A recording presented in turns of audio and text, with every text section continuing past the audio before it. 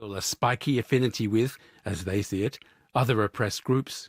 Palestinian flags are everywhere in the Basque Country, and there can't be many places in the world where street signs warn against sexism. Yet, even if Spanish Basques do still talk of going on holiday to Spain, what strikes you about this self-assertion is this: it's not self-assertion that seems to diminish anyone else. These days it seems enough to be proud to be Basque. Simon Bush with our last story for this week. I'm Pascal Harter, the producer was Polly Hope, and we'll be back again next weekend on From Our Own Correspondent here on the BBC World Service.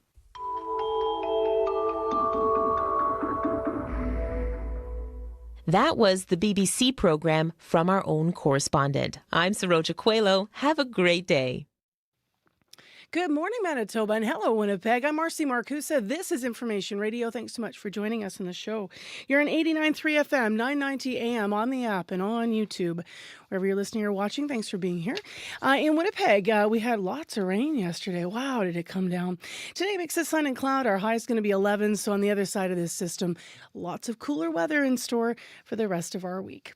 But nice fall temperatures, right? And beautiful colors still continuing. Let's say good morning to the team. Corey Funk is here, directing the show and covering your commute. Abby Adiemi is here, teching the show and covering weather on the program. And I do believe it's Brad Lilly's over there. No, it's Darren. Hi, Darren. It's both of them. I saw Brad in the office this morning, and Darren Marash is covering YouTube today. All right, it's 3 minutes to 6 o'clock. We're on here till 8:37, and here's Heather with headlines. Good morning. Well, fire is impacting traffic in St. Boniface early this morning. Fire crews were called to a blaze in a vacant building on Enfield Crescent around 1 this morning. They're still on the scene.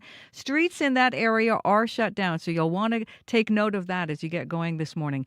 Goulet is closed between Des Moines and Traverse. Marion also closed between Des Moines and Traverse. Crowds gathered in Winnipeg yesterday to commemorate the second anniversary of the Hamas attack on Israel. The Jewish Federation of Winnipeg organized a March for Israel, a walk through the community, starting at the Asper Jewish Community Campus. We'll hear from some of the people who were there in our next local news coming up at 6:30. All right, thank you, Heather. Thank you. In the program today, we also will have some coverage of that event from the weekend.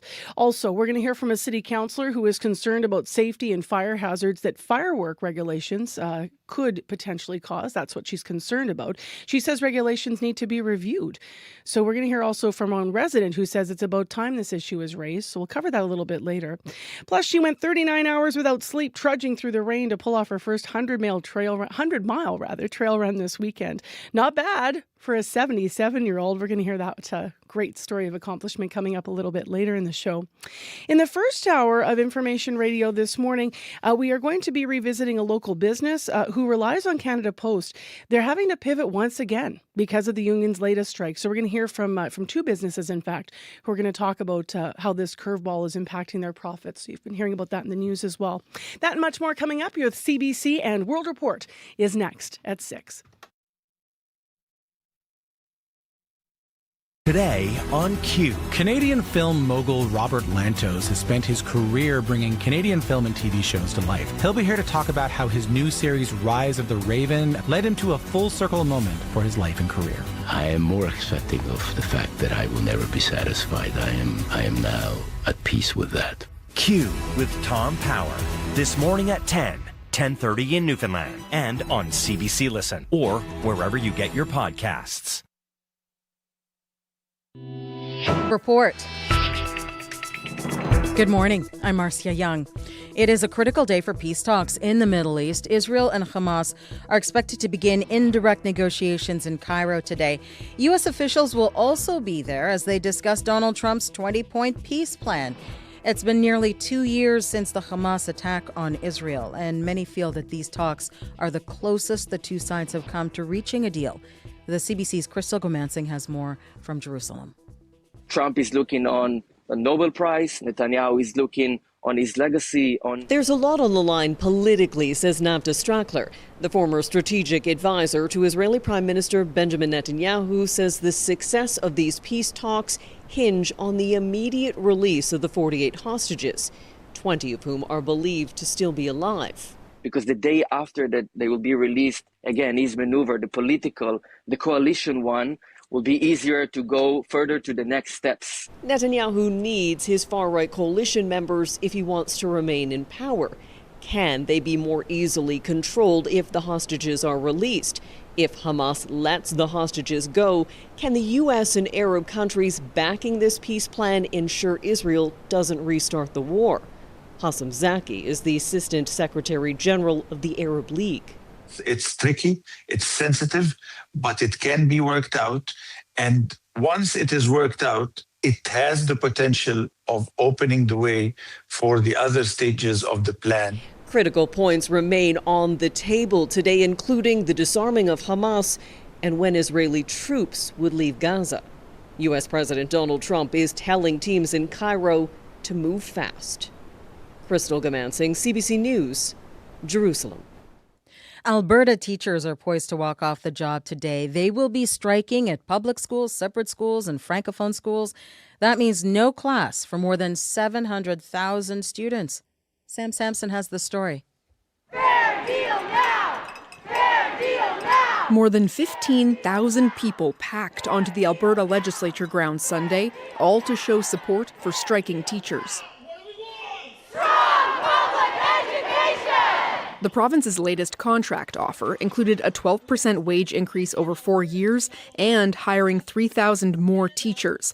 The majority of the Alberta Teachers Association's 51,000 members voted against the offer, leading to Alberta's first province-wide teacher strike. Jason Schilling is union president. Teachers are resolved. They're committed to making sure that they can make their classrooms better because they've had enough of watching kids fall through the cracks. Alberta's finance minister has said his government offered what was asked and questioned whether the union actually knew what its members were seeking. The union says teachers want more money, a cap on classroom sizes, and more resources for kids with complex needs. Edmonton teacher Miriam Berg echoes that. I've just seen a steady decline in classroom conditions. The complexity of needs in my class is just unbelievable. The teacher union's president says the two sides are communicating. A provincial official told CBC News the government asked the union to go back to the bargaining table over the weekend, but they were not available for formal talks. Sam Sampson, CBC News, Edmonton. Rescue workers are trying to reach hundreds of hikers trapped on Mount Everest. Heavy snow has blocked access to a slope of campsites in Tibet. So far, about 350 people have been safely guided to a small town. Officials say they've also been in contact with 200 hikers who are still on the mountain. They're trapped at an elevation of more than 4,900 meters. Hundreds of rescuers and local villagers are working to clear snow that's blocked access to the area. France's new prime minister has resigned. Sébastien Lecornu spent less than a month on the job. He just appointed his new cabinet yesterday, but he was already receiving threats from both the opposition and allies to topple his government. Les conditions n'étaient plus remplies. Lecornu says the conditions were no longer in place for him to continue as prime minister. His resignation marks a deepening of France's political crisis. No group holds a majority, and President Emmanuel Macron's decision to call a snap election last year resulted in an even more fragmented parliament. Gisèle Pellicot is returning to French court to face one of her attackers. He's the only man who is appealing the verdict in last year's mass rape trial. 51 men were convicted of sexually assaulting Pellicot in her home, where she was drugged by her then-husband. The men were sentenced to terms ranging from 3 years, partially suspended, to 20 years in prison. The trial made 72-year-old Gisèle Pellicot a feminist icon. A federal judge has blocked attempts by U.S. President Donald Trump to send the National Guard to Portland. That now includes any out-of-state troops.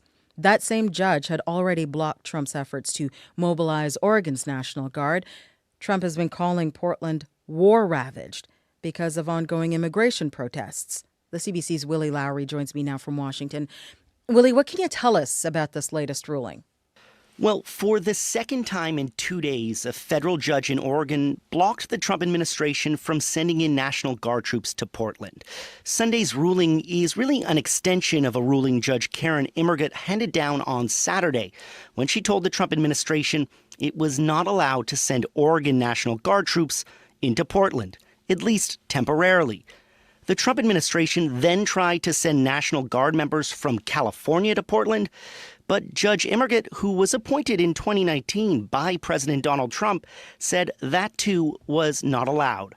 Both the governor of Oregon and California welcomed the judge's ruling. California Governor Gavin Newsom said on social media, quote, "Trump's abuse of power won't stand."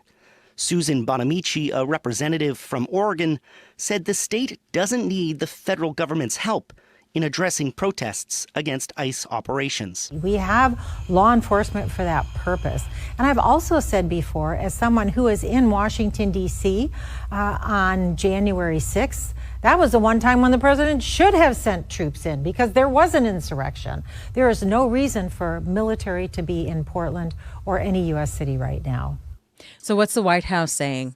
Well, the White House is livid. Deputy Chief of Staff Stephen Miller calling the ruling egregious.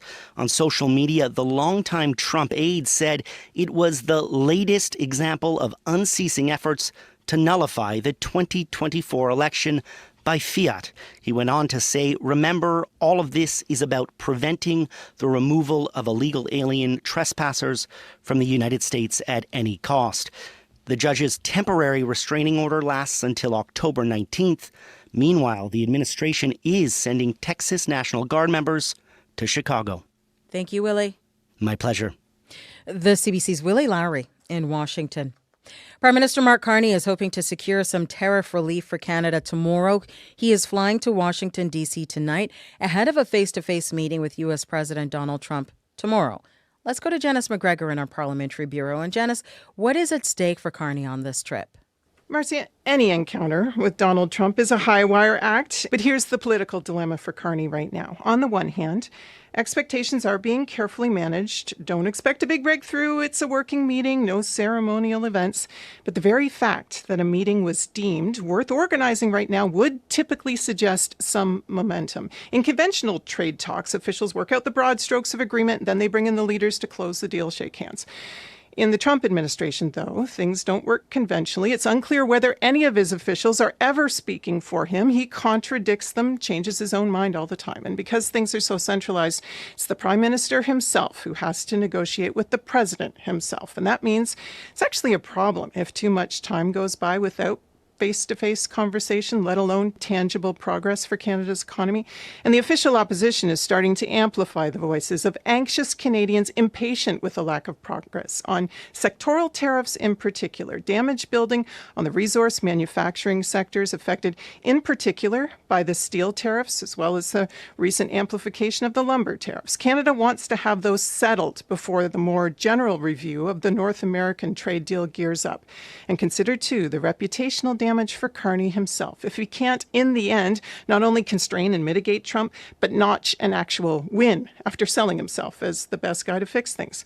If there's disagreement tomorrow, and there have been clouds on the horizon lately, if Trump snaps back to bullying Canada to deflect from, well, any number of domestic and geopolitical issues that are dogging the president right now, it's possible that it could have been better not to have met at all. All right. Thank you, Janice. You're welcome. The CBC's Janice McGregor in Ottawa.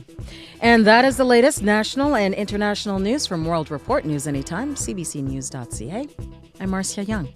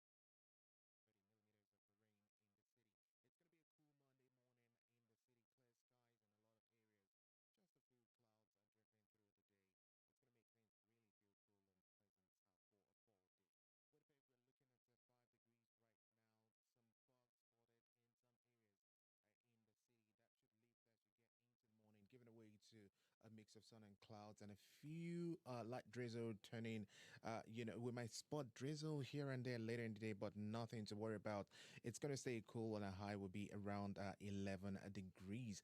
Across the south, we're seeing 0 to 4 degrees from Brandon and Dauphin all the way to Gimli. Skies also clear now and temperatures near freezing with fog in some areas. That fog would lift and then we'll see sunny conditions. Up north, we're seeing 1 to 4 degrees around the powerful influence Thompson and Churchill. Overall, it's going to be more like a cool and mostly sunny fall day across the province. It's 5 degrees right now in Winnipeg. All right, thanks, Abby. Thank you. Corey Funk, how you doing this morning? Doing okay. Yeah, it was a busy Good. weekend, but here I got my son's birthday party. Oh, I fun. got a tattoo on his face. He's 3. That's a tattoo of your kid's face? Yeah, you can get these like custom tattoos that are like realistic, and he's got his face and everything. Look so at Cal. Yeah, look at how that. cute that I know, yeah. is. So there we go. And all his cousins were wearing tattoos of his face on them Oh, and stuff. that's It was pretty fun. Yeah. Did you do anything exciting out in the city or just kind of a home party? Just a home party. Nice. Yeah. So pretty chill. It was Did you get rained on or was it Saturday? We had it inside. We planned it because we knew. Yeah. Smart. But in terms of traffic, of course, we just heard from Heather about that issue on Des Mirons. So we're going to be keeping an eye on that. But other than that, I haven't heard of any major issues. But if you do see something going on out there, give me a call, 204-788-3093.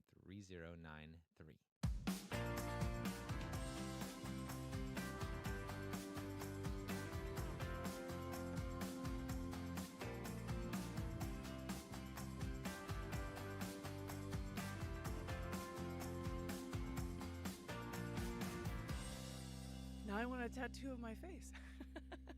All right, it's 6:15 right now on CBC. Let's start the show this morning looking at the impact of the Canada Post strike.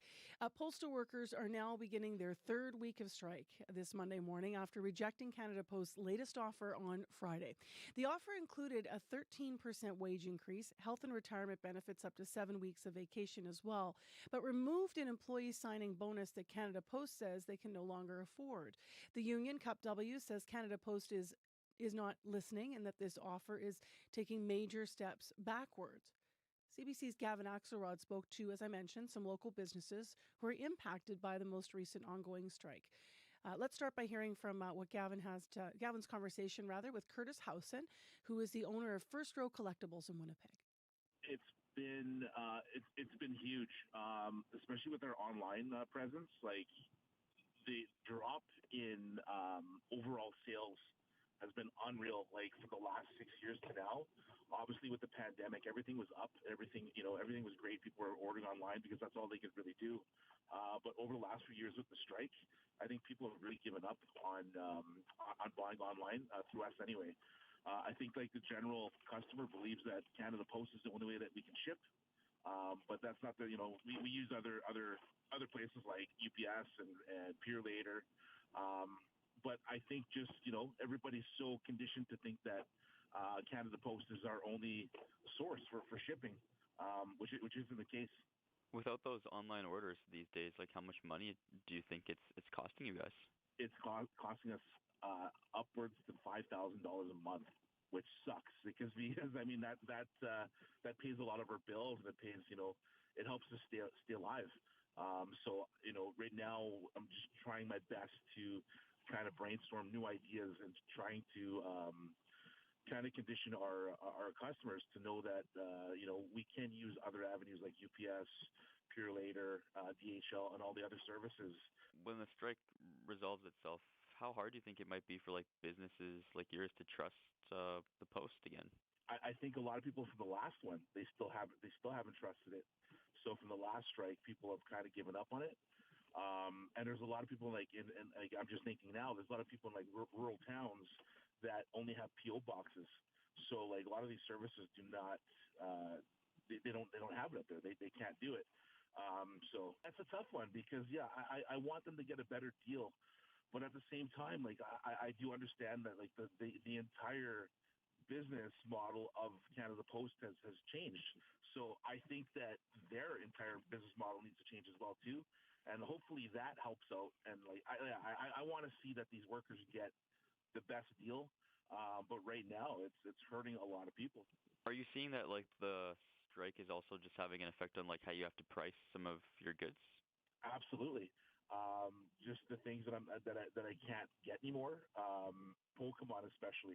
There's some Pokemon stuff that I used to get from a place in Ontario that I just can't get anymore based on the strike. Pokemon is our number one seller in the store, and it's kind of kept us alive for the last few years. And this strike is like I said, it's really hurting us. I know it's kind of far away still, but I guess you probably hope that this resolves itself way before like Christmas and the holiday season and stuff like that. Absolutely, yeah. Like Black Friday is one of our biggest sale days, so I'm hoping that it does. Everything does correct itself, but I'm not holding my breath at this point. It's just one of those things where the last couple of years has been very frustrating. So just trying to be creative and really relying on these great customers that we have that support our brick and mortar. That was Curtis Howson, who's owner of First Row Collectibles here in Winnipeg. He also spoke with CBC's Gavin Axelrod. Gavin also spoke with another business owner in addition to Curtis. Rob Brambilla is a retail employee at 204 Comics.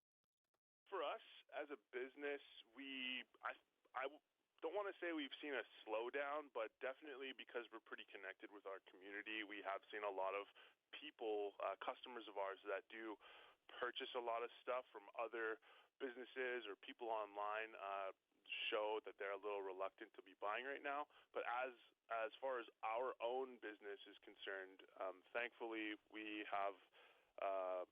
do shipping with UPS and FedEx, and for us it's been about as minimal as we could possibly hope for. Yeah, I noticed on your website as well, you've got that banner like, yes, we're still shipping. How important is that to like remind customers that you guys aren't paralyzed by this? I think it's a pretty big deal to like notify our customers of that.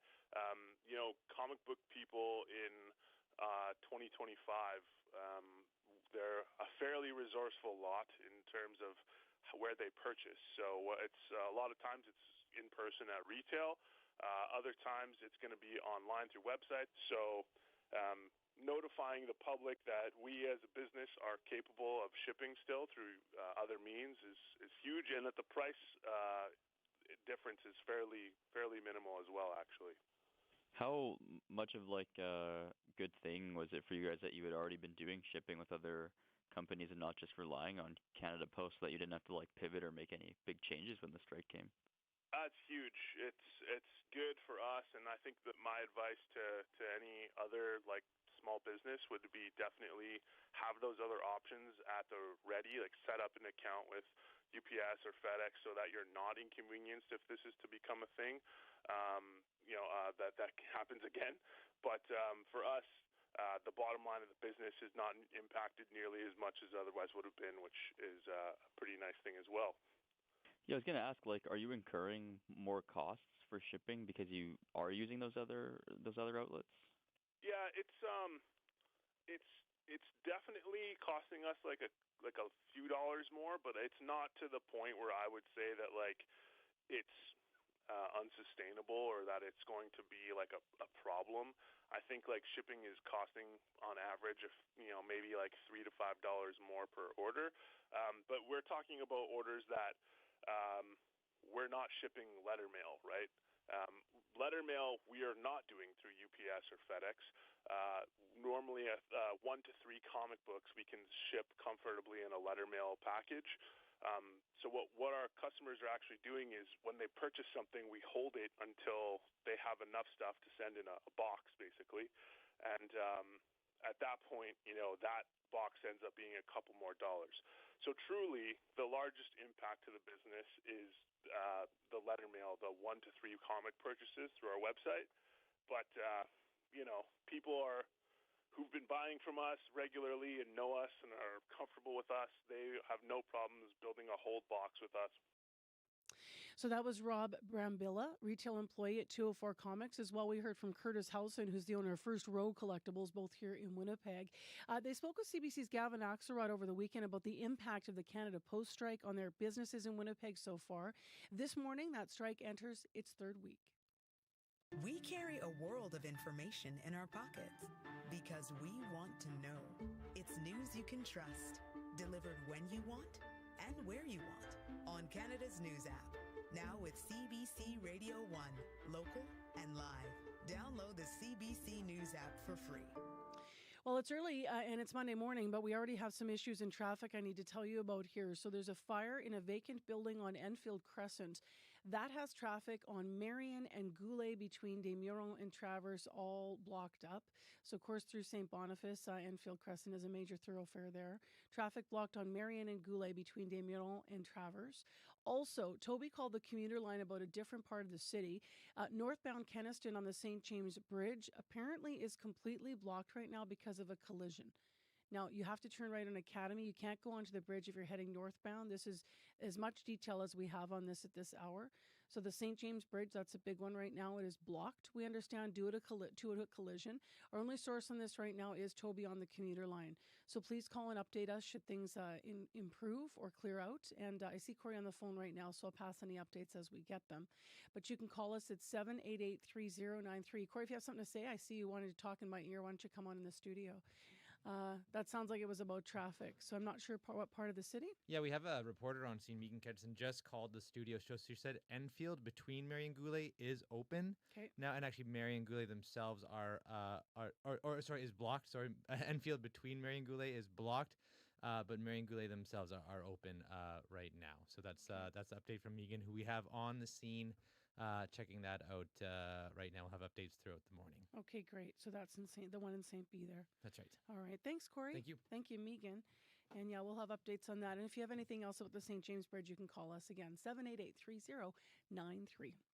Well, Thanksgiving is right around the corner, right? A week from today. But Food Banks Canada says a quarter of Canadians continue to struggle with food insecurity. It means that people are turning to inexpensive and ultra-processed food sometimes to fill in those gaps, never mind during a holiday meal. For advice on some budget-friendly cooking and some help around next week's meal, perhaps things you might not have thought about, Julie Van Rosendaal is with us, food writer and cookbook author and a frequent contributor to CBC Radio. Good morning. Good morning. So why don't we get right into the Thanksgiving thing if people are celebrating? Because it's a hard one to sometimes people feel like, well, doesn't it have to be a turkey or a ham? And right away you're into those expensive things. What is your advice about how to put the meal on the table on a budget? You know, Thanksgiving is so much about culinary traditions, and there are things that people have to have on the table. Turkeys tend to drop in price in the spring around Easter and in the fall around Thanksgiving. So it is a time that you can get a better price on a turkey. If you want to wait until the following weekend, they drop even further. In April, I noticed turkeys were down to $1 per pound. So that is more affordable than you can find that kind of protein at other times of year. But there are ways to get those flavors in more affordable dishes. Maybe do a big turkey fried rice, or I did a story for the Globe and Mail this past weekend about a bite-sized Thanksgiving, like party food that helps you spread around the house. You use a deli roast chicken to make mashed potato croquettes with the chopped up chicken and a cranberry dip. You could do stuffed mushrooms, it's all about the gathering really at this time of year. So, you don't have to stick to those traditions. They all start somewhere, right? So start a new tradition. For people who are vegan or vegetarian, do you have a favorite dish to leave us with that might be on the table next week? Stuffing is the biggest thing around our house. The sides tend to be very vegetarian friendly and easier to make vegan. The mashed potatoes, the cranberries, the root vegetables, the stuffing, pumpkin pie even is doable, or different pumpkin desserts.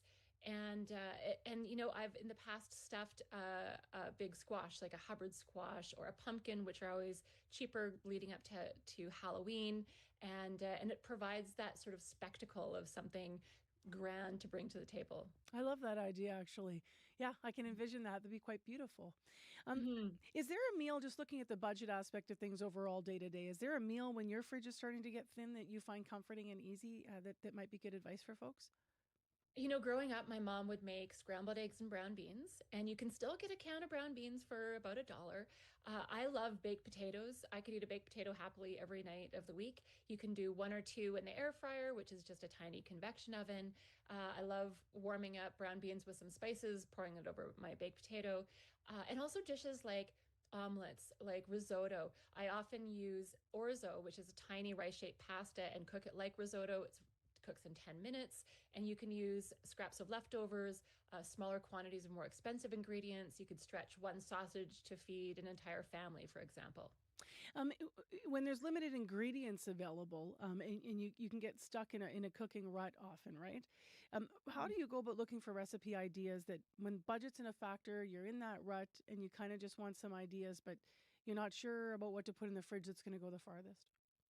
Well, we have so much inspiration on social media these days. We have, more information and more inspiration than any generation before us. So I'm always finding new ideas on, Instagram and TikTok from friends, and having some inexpensive staples like pasta, grains, canned tomatoes, a few spices on hand, beans. I'm such a fan of chickpeas, black beans, kidney beans, lentils.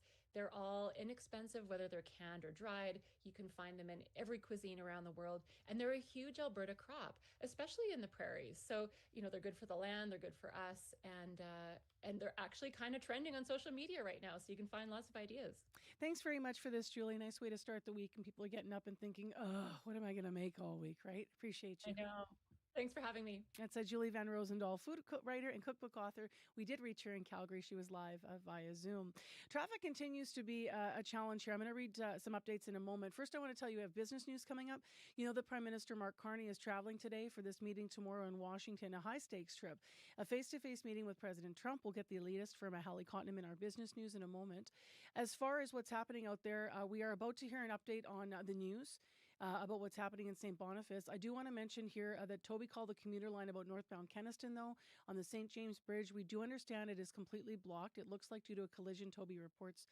This is on our listener line, so you're going to have to turn off at Academy. You can't go onto the bridge if you're heading north. And there's another update here from Jay.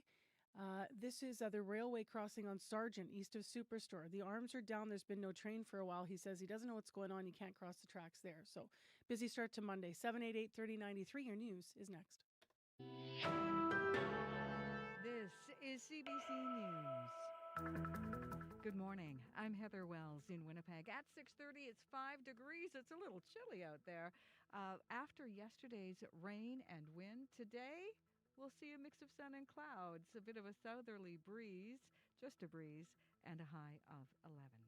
Well, an early morning fire has closed some streets in St. Boniface. CBC reporter Megan Ketchison is there now and joins us live. Megan?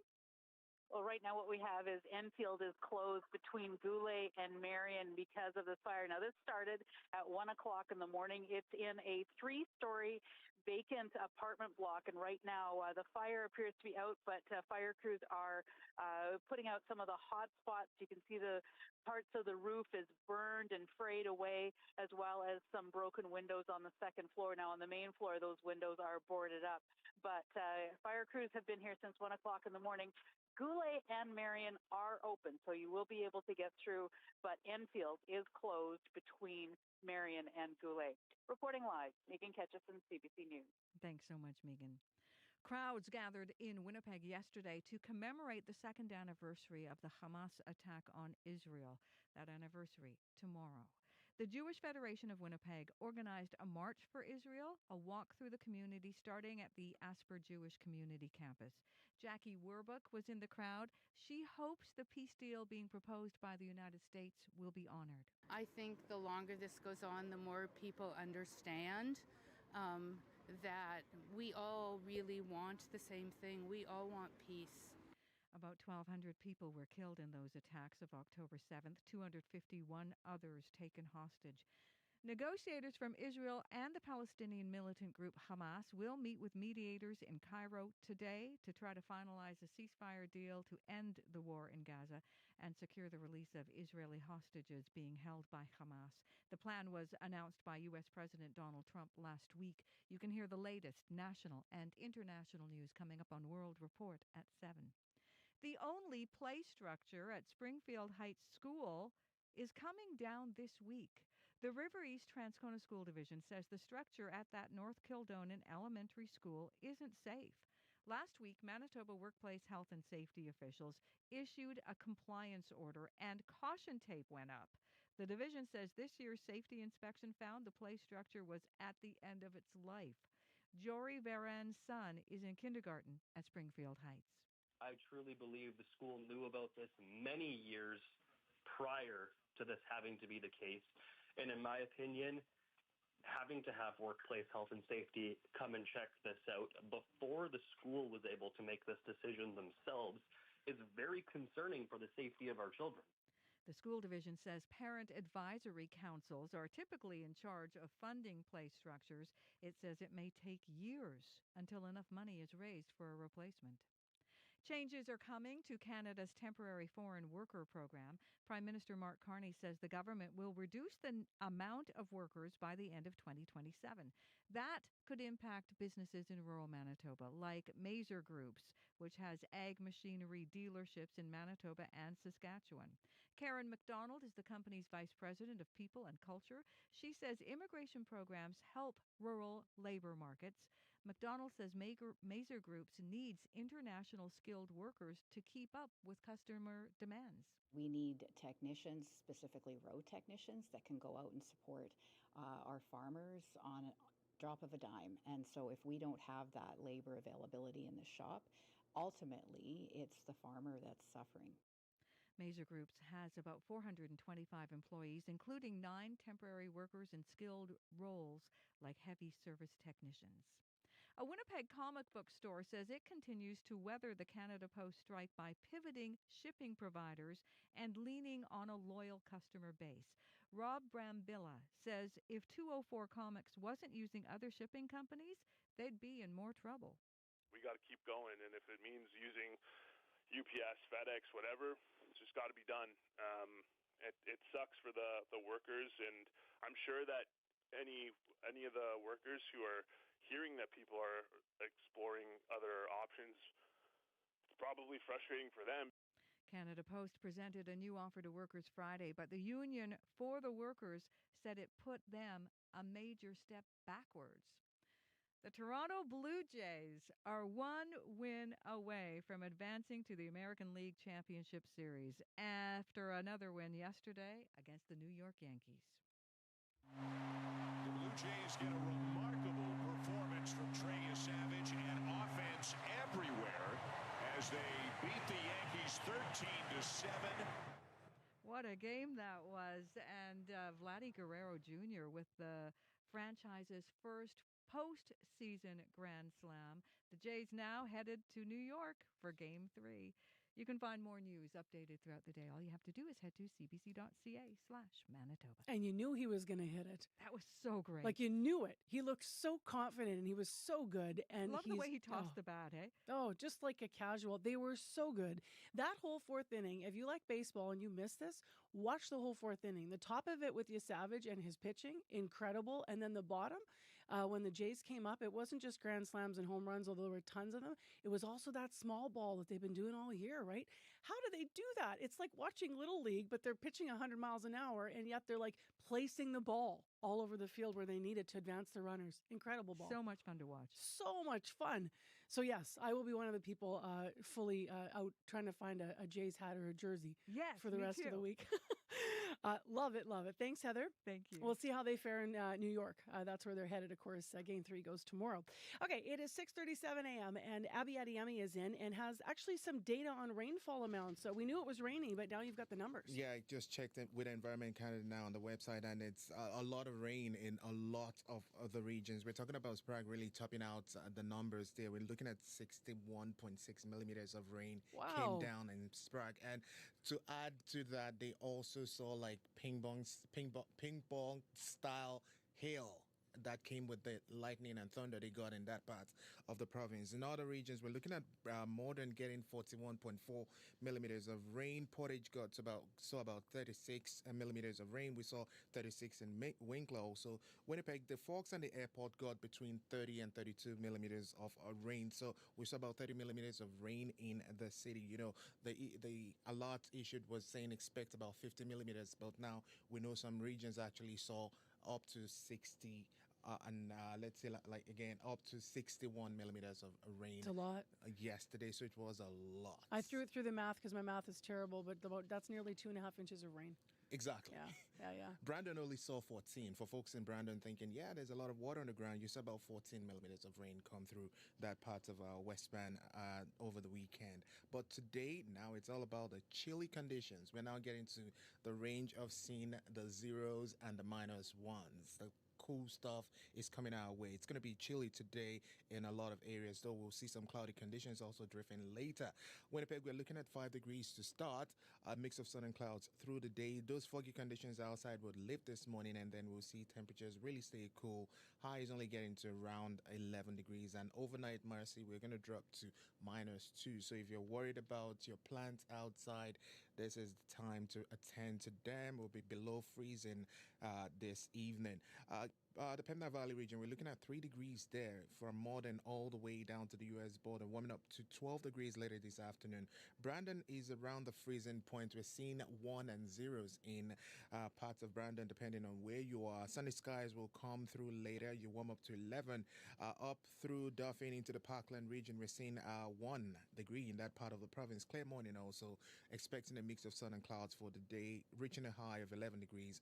Gimli and the rest of the Interlake region, we have patchy fog this morning. You're seeing 3 degrees there. You warm up to about 12 later today. For the powerful influence around the region, we're looking at temperatures between 2 and 5 degrees this morning. Some showers spotted earlier. That has tapered off, and now we'll see temperatures get to about 6 degrees. Thompson and surrounding communities, we're looking at 0 there. Showers also will move in later. You see your temperatures only warm to about 4, and then more showers still in the forecast later in the evening. You see your temperature drop to -7 for Thompson later today. Churchill, you're stuck at 1 for now, mostly cloudy there. The sun will make its appearance, and you warm up to about 3 degrees later. So overall, Marcy, it's more like a chilly morning. The sun will make its appearance, but it's not really going to warm things up as we've been seeing in the past few weeks. It's more like the cool front is sliding in. All right, thanks, Abby. Thank you. Let's now move into what's happening in traffic, because you've been hearing a lot. So let's just slow down and walk through these things. Corey. Yes, of course. So, I mean, we heard earlier from Heather in the news about that fire at Enfield Crescent that has traffic on Enfield blocked between Marion Goulet there, between Desmurons and Traverse. But then also a couple other things to keep an eye out for out there. The biggest thing, northbound Kenniston, right at the St. James Bridge. St. James Bridge northbound is actually closed entirely right now. You can't go northbound onto the St. James And this Bridge. is just coming from the one caller so far. So if you have an update. The city is also updated. Great. As Okay, well, I was wondering, they verified to that. confirm. Okay. So that is closed. So you have, if you're going northbound, you actually have to turn on to Academy. Right now, according to the city and to that caller, due to a collision. So if things are backed up, you're heading northbound Kenniston, that is why. As well, another thing heard earlier from Jay, this might be cleared up now, but on Sargent Avenue, just east of the Superstore there's the railway crossing. He said the arms were down, but he hadn't seen a train for quite a while. So there's a bunch of cars sitting there wondering what's going on, where's the train, but you can't cross Sargent there. I don't know if that's changed since, but that could still be an issue if things are slow on Sargent right now. If you see anything else going on out there, though, do give me a call on the CBC commuter line. We'd love an update on any of these things I just spoke about or anything else that you're seeing out there. That number, 204-788-3093. All right, thanks, Corey. I'm now seeing the video here from the city of that St. James Bridge. So they're certainly still there figuring that out going north. Let's get to business news now. Hallie Cottenham joins us with our report this Monday morning. Hi, Hallie. Marcy, I just have to say, I was so moved by that baseball game. Oh, I watched back to the ball game. Yes, let's do that. Sorry, I watched the post-game interview with Trey Savage, and Hazelmay asked him what it felt like to have his mom and dad and his brother in the stands watching this moment, and he got all choked up. And I got all choked up, and the broadcasters were all choked up. I don't know if you were still watching at that point, but it was just so moving. No, I was out for a dinner for a family member by the end of it, but I'll tell you what, Trey Savage, come on now. He was dialed in, strikeout after strikeout, young guy, first playoffs. I mean, they kept cutting to his dad. His dad will probably be perma-smiling on his face. What a moment against the Yankees, no doubt. He rose through 4 levels of minor ball this year to get to this point. You can't even imagine. It's going to be a movie. All right, let's talk about something we Back to hope business. isn't going to be a movie, unless Right. it's a positive one. A high-stakes trip right now to Washington, face-to-face meeting with President Trump. Yeah, Prime Minister Mark Carney traveling today for tomorrow's meeting. Obviously, they'll be talking trade and security in the context of this ongoing tariff dispute. Now, it's interesting because the Prime Minister's office, whenever they send out news releases, these days it always includes this paragraph, no matter what the topic is. The paragraph says that the bulk of Canadian goods continue to enter the U.S. tariff-free. This is thanks to CUSMA, which, as we've talked about, is up for review next year. But Carney is going to Washington looking for relief from these sectoral tariffs. These are the tariffs on products that fall outside of CUSMA. So steel, aluminum, copper, autos, as well as softwood lumber, the perennial bridesmaid at these talks. Dominic LeBlanc, who is the minister responsible for Canada-U.S. trade, had this to say at a parliamentary committee last week. I have lost the illusion that we should predict in precise time when we might get to an agreement. An agreement can take many different forms. I continue to be optimistic. So he's trying to present an optimistic front there, as you hear, but the Conservatives are saying, look, the government has failed to meet its promises to negotiate a deal with Trump. Pierre Poilievre says Canada has received nothing for concessions we've made in the summer, including dropping that digital services tax, ending counter tariffs on U.S. goods. So yes, huge economic stakes for tomorrow's meeting, but also political ones. Of note, perhaps, Marcy, particularly interesting, Carney's going to meet with Alberta's premier right before getting on that flight to Washington, and no doubt Danielle Smith will have something to say about her expectations for his trip to Washington. Let's go to another story. A new law came into effect yesterday in Quebec that fights against, quote, planned obsolescence. Tell us more about this. Yeah, the idea is to protect consumers against products intentionally designed with shorter lifespans. So it sets a performance guarantee for goods such as stoves and fridges, dishwashers, washing machines, tablets, and televisions. And it gives teeth to the concept of the right to repair, which several provinces have espoused, including Manitoba. So retailers and manufacturers have to disclose whether or not spare parts and repair services are available, and that parts and repairs be affordable and doable with commonly available tools. Bottom line here, the idea is that consumers know this before they buy. Merchants and manufacturers who don't comply could face fines, Marcy, but not everyone's happy about this. The head of Quebec's Retail Council says this law puts the burden on retailers who really have no control over the manufacturing of the products they sell. And delivery apps finally have come a long way since the pandemic, but what's the latest and why do you have them in the news this morning? Well, yeah, not just for pad thai or your weekly grocery order. Now, with just a few clicks, you can order up a Halloween costume, cat treats, calamine lotion, calla lilies, cough syrup. I got into a bit of alliteration there, but these apps are capitalizing on a trend called frictionless spending. They're signing up retailers. They're obviously expanding the goods they bring to your door. Give you some examples. Skip the Dishes, which now goes by just Skip in its logo, by the way, which is part of a rebrand to tell customers it's more than, Mushu pork. It has partnered with Shoppers Drug Mart, PetSmart, Dollarama, among other retailers. Uber Eats has joined up with Spirit Halloween and Sephora, as well as convenience stores and electronic stores. DoorDash is offering to swing by Staples and Giant Tiger. According to the market research company Circana, food deliveries make up around 6% of local traffic at restaurants, which is double 2019 levels, but it's still not huge. So by offering to deliver retail items such as flowers and booze, these apps can bring in new revenue. A Skip executive says Canadians are time-starved and looking for help with errands, something I can certainly relate to. The head of retail for Uber Eats says delivery is no longer a trend at all, but it's a habit. And unlike Amazon, these apps can deliver in 30 minutes or less. All right, Hallie, thank you. Thanks, Marcy. Hallie Cottonham with our business news. Well, we're coming up to 13 minutes to 7 o'clock on 89.3 FM, 990 AM on the app and YouTube. Clear and 3 degrees in the city. A bit of music before our next interview. We are going to be looking at the peace deal that's on the table today between Hamas and Israel. So stay tuned for that interview. But first, we have some music from David Moran. He's a Métis musician. He's based on the West Coast. And he brings the heat with a rubber band funk trip featuring Koila. I was told to say it that way. I don't actually even know what that means. Let's hear it. This is how the voices interweave on his latest track. This is David Moran and Koila in Dreaming.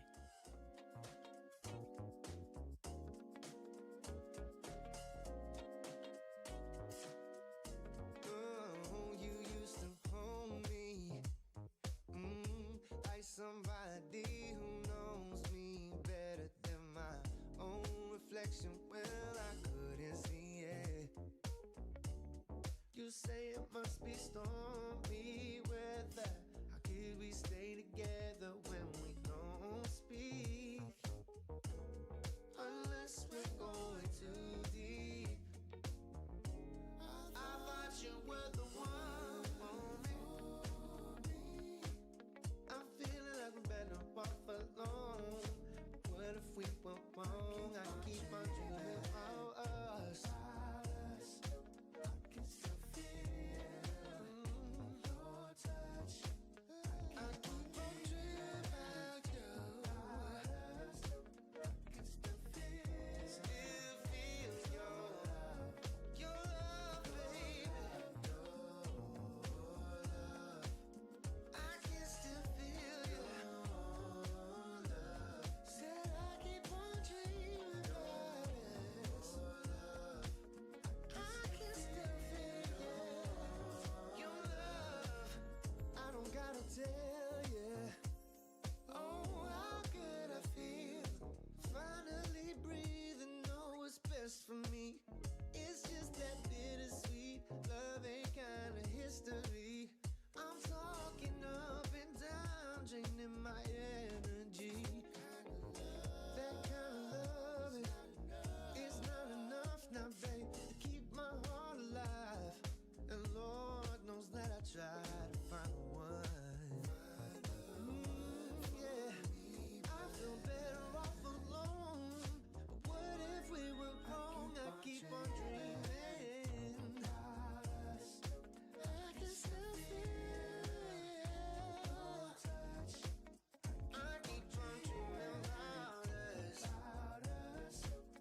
I can still feel you. I keep on dreaming about your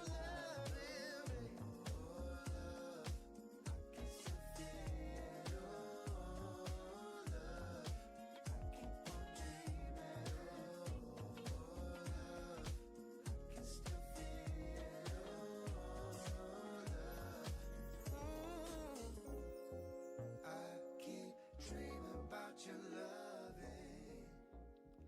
David Moran and Koila with Dreaming. And we looked it up. We found out what that reference is all about. The rubber band funk trip that David Moran was on. It's kind of interpreted musically as a groovy, psychedelic, and funky musical journey, which, yeah, okay, I can hear that here. Goes back to a band that had rubber band funk in their name in the 1970s. It is 9 minutes to 7 o'clock. Let's turn our attention to more serious matters now. As you might have heard on World Report, negotiations continue on U.S. President Donald Trump's latest plan to end the war in Gaza. Israel and Hamas have both signaled their agreement to parts of the 20-point peace proposal. Representation from both sides, as well as the U.S., will meet in Egypt for further discussions. Trump, for his part, said over the weekend on Saturday he will, quote, not tolerate delay, end quote. He wants the process to move ahead quickly. To look at how this is playing out this morning, Fawaz Gergis is with us, professor of international relations at the London School of Economics. He's also author of What Really Went Wrong, the West and the Failure of Democracy in the Middle East, end quote. That's the name of his book. He joins us from the UK. Good morning to you. Hello. Good morning. So tell me where things stand when it comes to the release of hostages and prisoners, which seems to be step one of this proposal, of course. I mean, I think I'm very hopeful. There is a renewed hope that a hostage prisoner deal could be reached in the next few days or a week. If you ask me the likelihood, I would say probably 7 out of 10. And you and I are talking, as you and I are talking now, you have delegations from Israel, Hamas, from the United States, Egypt, and Qatar. They're discussing the details, the technical details of how and when and the various difficulties, operational difficulties in a war zone. So it's looking good now, particularly the first part of President Trump's deal, a ceasefire deal. When it comes to the wider and more long-term peace negotiations, if you're at a 7 out of 10 on the first part, where are you at with the long term? Well, the long term, I don't see a light at the end of the tunnel. Because just let me break down the question to your audience.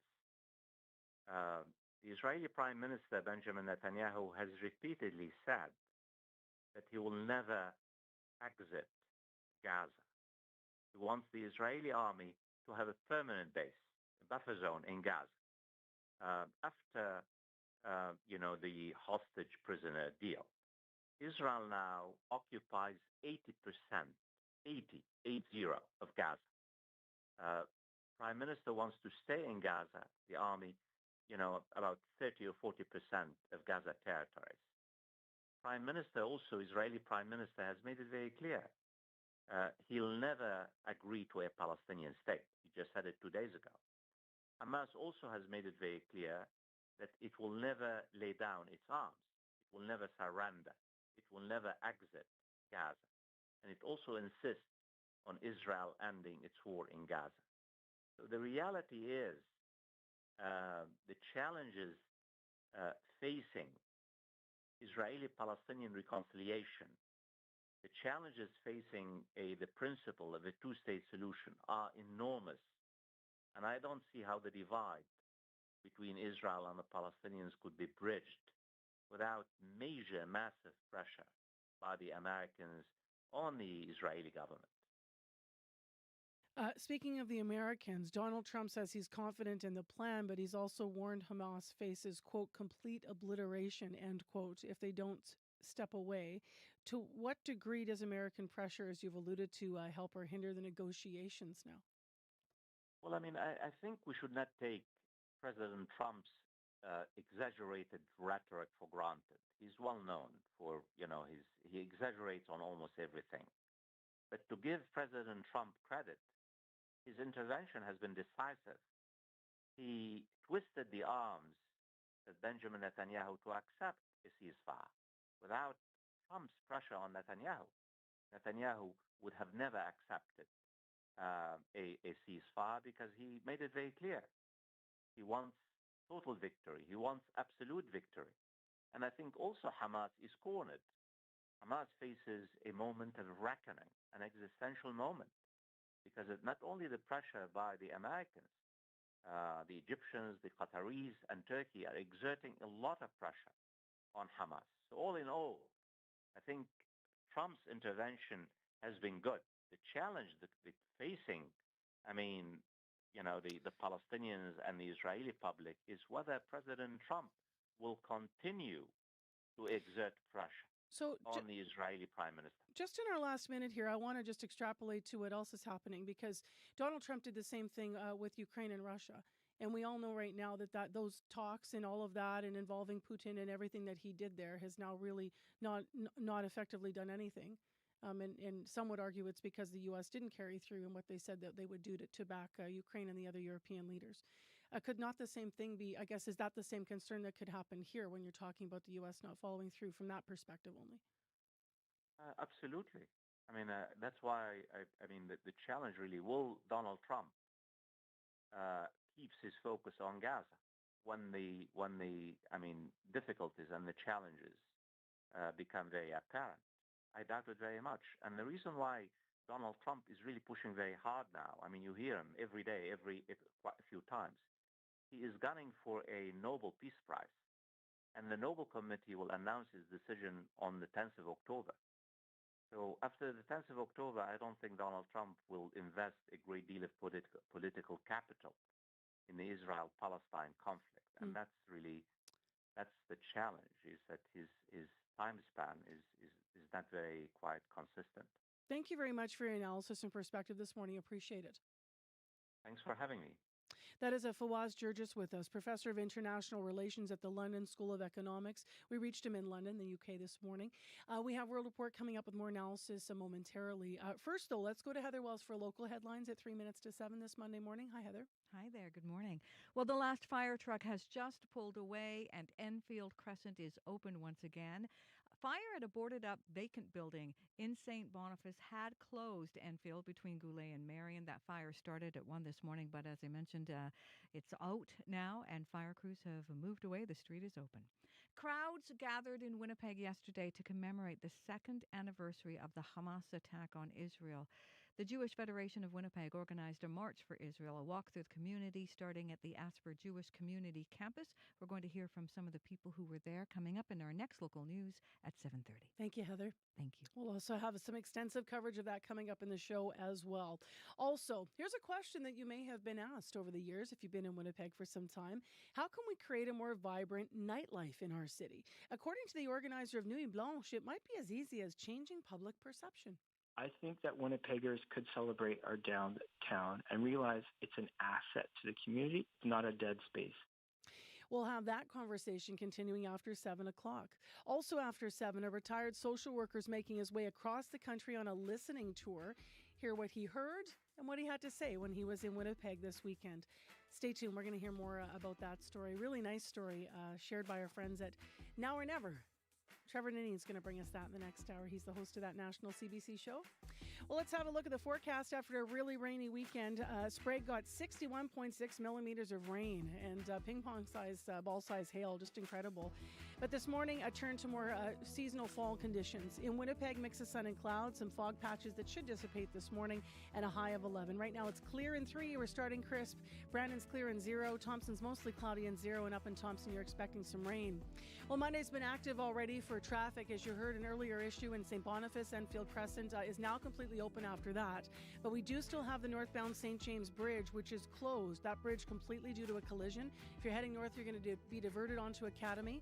So call us with any updates. 788-3093 is where you can reach Corey on the traffic line. Thanks for being with us, and stay with us because World Report's coming up next at 7. This is CBC 89.3 FM.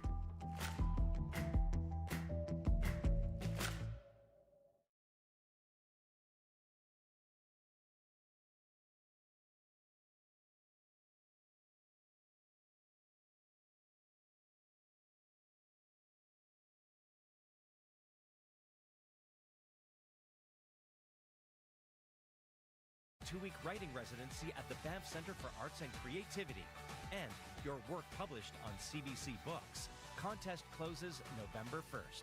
For rules and more, go to cbcbooks.ca. This is World Report. Good morning. I'm Marcia Young. Alberta teachers are poised to walk off the job today. They will be striking at public schools, separate schools, and francophone schools. That means no class for more than 700,000 students. Sam Sampson is on the story. More than 15,000 people packed onto the Alberta Legislature grounds Sunday, all to show support for striking teachers. The province's latest contract offer included a 12% wage increase over 4 years and hiring 3,000 more teachers. The majority of the Alberta Teachers Association's 51,000 members voted against the offer, leading to Alberta's first province-wide teacher strike. Jason Schilling is union president. Teachers are resolved. They're committed to making sure that they can make their classrooms better because they've had enough of watching kids fall through the cracks. Alberta's finance minister has said his government offered what was asked and questioned whether the union actually knew what its members were seeking. The union says teachers want more money, a cap on classroom sizes, and more resources for kids with complex needs.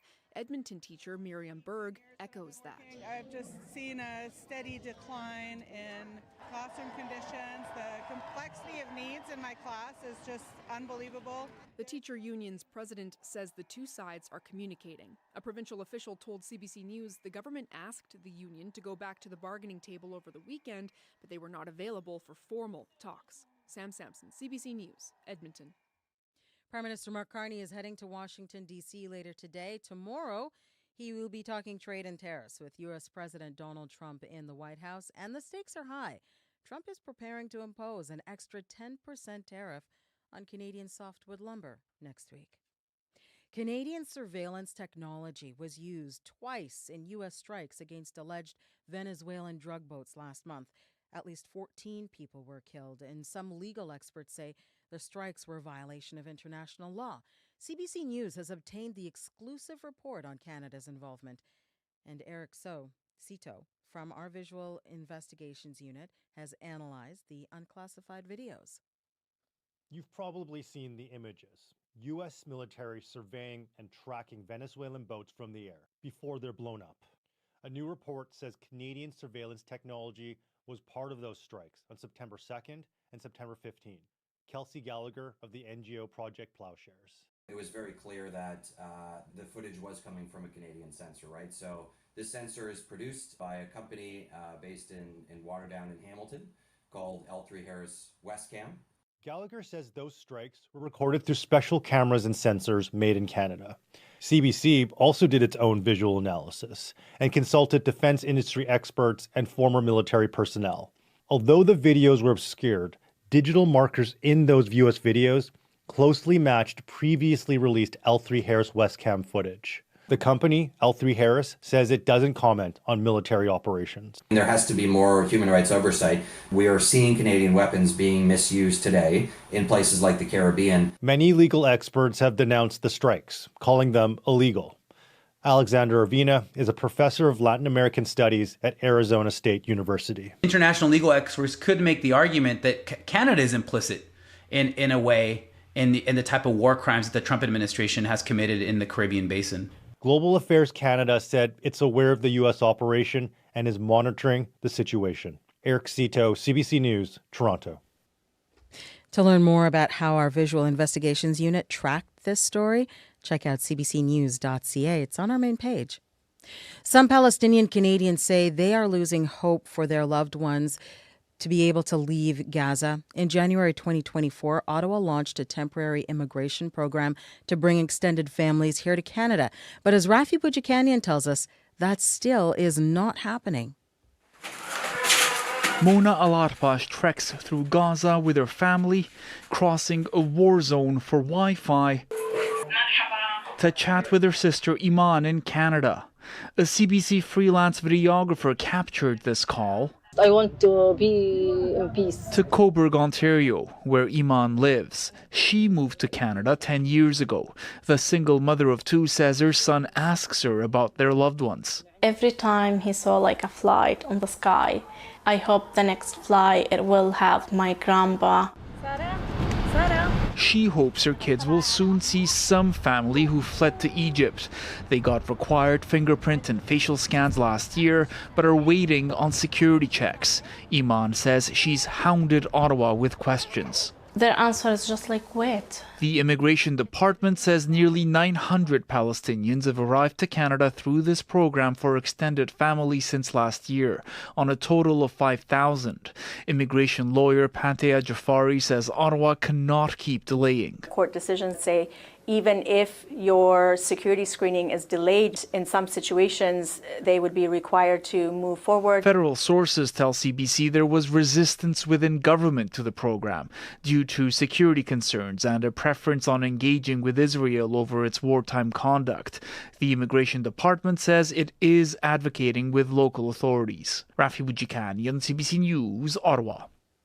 At least 24 people have been killed in landslides in northeastern India.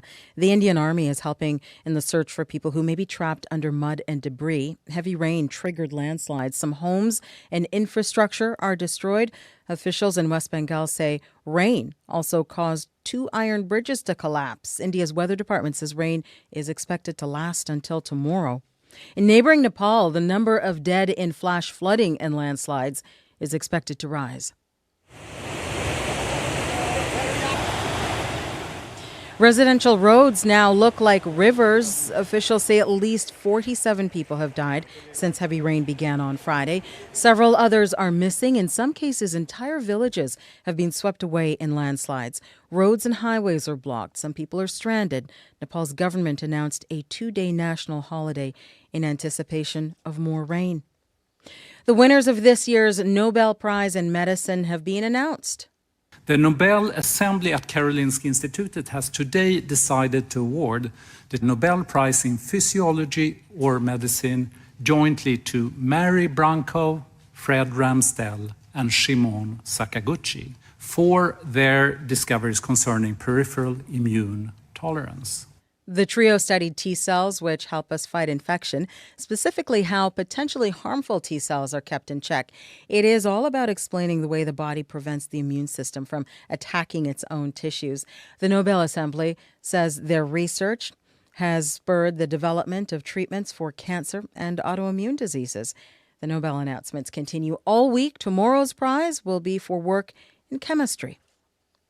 Gisèle Pellicot will be back in a French court today, once again defiantly staring down one of her abusers.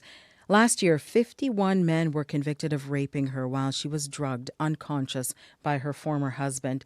Only one man is challenging the ruling. Julia Chapman has more on the case. The dignity and composure of Gisèle Pellicot at last year's trial made her a household name. She waived her anonymity to expose the horrors of the crimes committed against her. Over a decade, her husband Dominique drugged her and invited men he met online to rape her while he filmed the acts. He and 50 others were convicted of sexual offences. 17 of them launched appeals, but most dropped their cases, fearing even harsher sentences. 44-year-old Hussamatine Doan is the only one to have continued. His lawyer, Jean-Marc Darrigade, says his client respects Gisèle Pellicot, and his adversary is her now ex-husband. Doyan argues he didn't know Pellicot was unconscious and non-consenting. Her lawyer, Antoine Camus, says she doesn't accept that explanation. At the original trial, Dominique Pellicot said all of his co-defendants were aware of his wife's condition. 3 judges and 9 jurors will decide how much Doan knew and when. Yael is a member of a feminist group in Nîmes, where the appeal is taking place. She says she is stunned at how little progress has been made since the original trial. Accusations of rape in France have jumped in recent years, but convictions are rare. Julia Chapman, CBC News, London. That is the latest national and international news from World Report. News anytime at cbcnews.ca. I'm Marcia Young.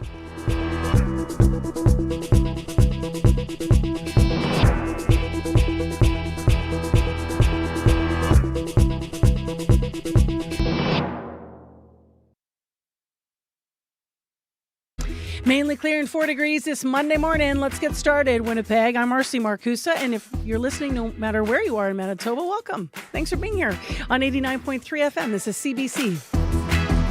You might also be watching on YouTube this morning or listening on the CBC Listen app. This hour on the program, for years, our city of Winnipeg has been on a mission to get more Winnipeggers downtown during the day.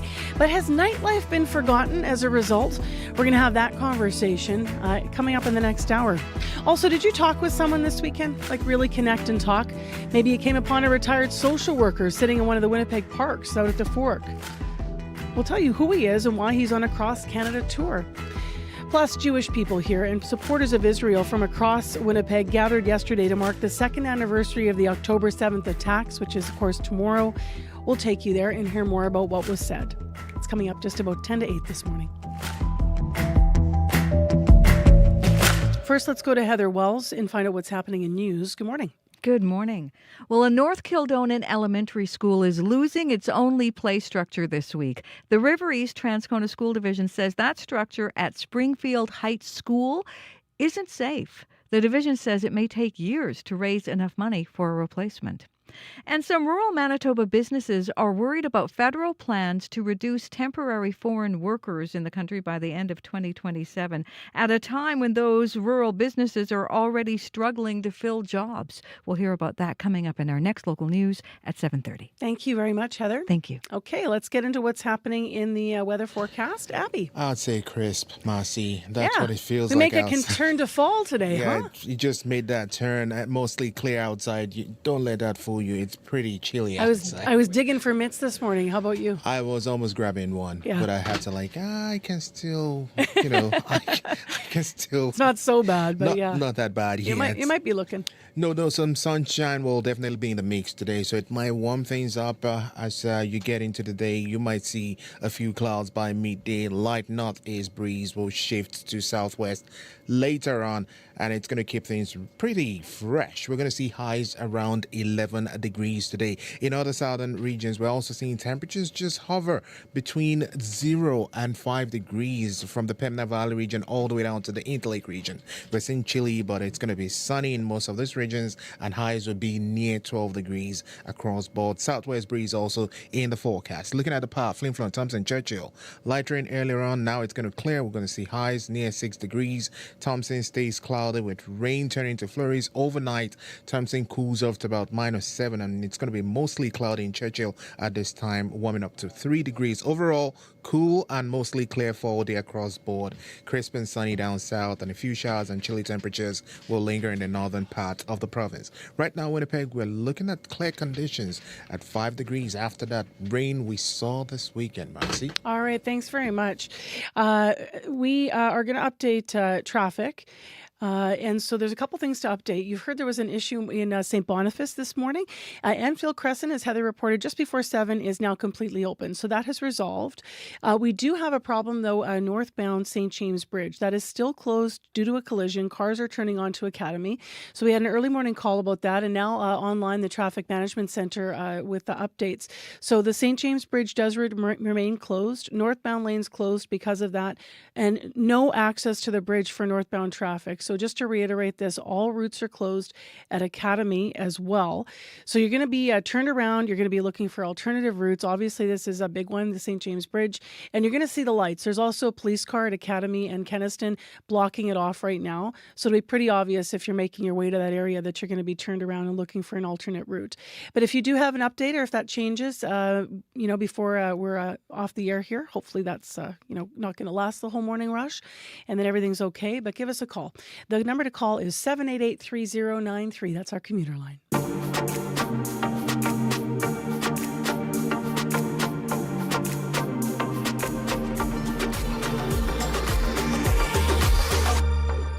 7:14 is the time right now on 89.3 FM, 990 AM, on that app and on YouTube. This is CBC. Well, next on the show, for years, the focus has been getting more people to live and work downtown in Winnipeg. But has Winnipeg's nightlife, as I alluded to, been put on the back burner as a result? If you were out in the town a couple weekends ago, you might have noticed downtown was bustling with people. There wasn't a shortage of nightlife entertainment at all, but this was because Nuit Blanche was on. But aside from Jets games and concerts and events like Nuit Blanche, it's not always the case, that vibrancy in our downtown. So how do we keep that momentum going past the events? Could it be as easy as copying the Nuit Blanche handbook? Well, let's find out what that is. Kurt Tittlemeyer manages Nuit Blanche and is with us this morning. Hi there. Good morning. So first of all, let's set the baseline here. What's your impression of Winnipeg's nightlife year-round? I think that we have a vibrant nightlife downtown throughout the year. I think that Winnipeggers' opinion of downtown could improve because we have lots of great things going on. And I would describe it as vibrant. So a lot of people wouldn't describe it as vibrant. You do hear a lot of people saying, well, I'm not going downtown. Why would I go there? So what do you think is key to changing that perception for those that don't agree with you, Kurt? I think that you have to really make all the events accessible. That's something that we do lots with Nuit Blanche. Accessible in the way that they actually access the event, having good transport, having a clear indication what the event is like. And also, we program events to a multi-demographic. So we have stuff for kids, we have stuff for young adults, we have stuff for seniors. And I think just kind of like that multifaceted approach will get people downtown. Why do you think the stigma persists that the downtown is maybe, fine for events, but not for just a regular night out downtown, that they wouldn't choose it? I think, it's a great question. I feel the stigma exists because there's many people that don't live in downtown Winnipeg and view it as kind of a dead space, that you just go there for work or you just go there for one certain thing and they don't spend a lot of time down there. And I think that's been the perception for years in Winnipeg. So our hope with Nuit Blanche is to invite those people down, that they see downtown through a creative lens. What works for us is arts and cultural events. That's what we do. And we hope that they see downtown through that creative lens and they come more often throughout the year. Let's get into the realities, though. While I appreciate it's not your perception, I think there are some truths to the fact that downtown Winnipeg, like on a regular Tuesday night when nothing's going on, maybe does need more buzz, maybe needs something else to be happening regularly to be going on. When you think about Nuit Blanche, you said that the multi-demographic is key. Is that because you need something going on at multiple times a day, or you need that mass of people that are going to be on the streets to kind of help people feel like they're surrounded by something they feel good in? It's the latter point. We need that mass of people. We found that the more people there are downtown, the more safer they are. Literally, our incident reports go down with a larger crowd. Everything works much smoother when there's down there. And yes, having the multifaceted, different demographics. When you invite these different community groups, like we work lots with community groups, not just private sector, not just ticket events, in fact, no ticket events. And you get all of their social media, you get all of their volunteers, you get all of their newsletters that are part of Nuit Blanche. And that's how we get people down there. It's not just like a very expensive ad campaign that we have. It's this whole network of people that are behind the event. I guess realistically, it's going to be difficult to change the vibe in downtown Winnipeg until what you've alluded to. Like, it's not just more people living there, more people living there that are accessing the street, that are on the street. Because I think sometimes it's how lonely you can be. You're alone for blocks and blocks walking downtown on a regular Tuesday night. And that ends up being the perception that you're not safe because there's no one around you. Yes, absolutely. I agree with that. So getting people living down there and getting people to celebrate not just one event, but the streets and the downtown as an area. Do you think physically we need to make any changes downtown to sort of promote that more? Like when you think about where you set up Nuit Blanche or how it's set up, is there something to be learned from that? I definitely, we're a strong believer, and just as a Winnipegger, I'm a strong believer in public transit. I think that can make a big difference. Winnipeg does have a car culture, just naturally. Like look at our Sunday nights. People love to celebrate cars. But I think when we think of a vibrant downtown, we have to make sure that there's systems in place that people can easily get down there. We have a very cold winter that all needs to be mitigated with our public transit. And I think that if people can easily just hop on a bus, get down there, and get back effortlessly, I think we'll see a lot more people celebrate downtown, not just one-off events, the area as a whole. When you think about your event, Nuit Blanche, you've been promoting it for years. How has the response toward it and where it's located changed when you think about your time with Nuit Blanche? I think it's definitely getting more, it's more predictable what the response is, and it's been positive. And since 2022, we kind of defined our zones more. And we used to say yes to some events outside of these zones, but we decided to just focus on these zones so people actually know the campus of Nuit Blanche and know what to expect. The art changes every year, but they know geographically where it happens. So that's really worked for us. But overall, the perception is improving. People understand that it's safe. We're very proud of that for our event. And overall, I still get some naysayers that are like, I won't go downtown. I still get that, to be honest. And I hope that we change their minds. Does cost still matter? You started by saying accessibility. A lot of people have the perception you can't park downtown. It's going to cost too much. And then, sometimes that doesn't always match reality. But what's your thought on that? Yeah, I mean, cost, absolutely. If things were more free things were there, absolutely more people would come. There's no doubt about that. So I hope people that do come to our free events let their elected officials know that it was beneficial and that this is something that they would like to continue to see. Thanks for being with us this morning, Kurt. Appreciate it. Thank you. That's Kurt Tittlemeyer. He manages Nuit Blanche. And if you have an idea about how we can make our downtown even more vibrant and attract more people downtown, let us know. Or if you're someone that doesn't want to go downtown, let us know too. Weigh in, 788-3205. Well, here's a local singer, Diaphane, who wrote this tune actually as a love letter to Winnipeg's nightlife. This is Solid Gold on CBC.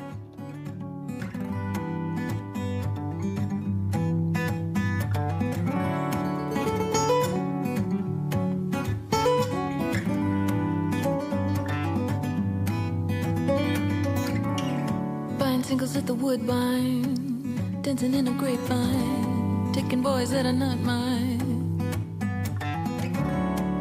Circling the Goodwill, trying to find a spot that's free. I keep looking until City Hall, Central Park, solid gold. After dark.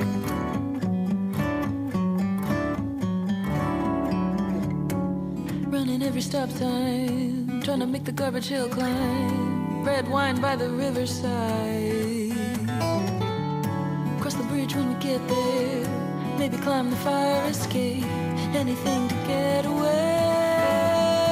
City Hall, Central Park, solid gold. After dark.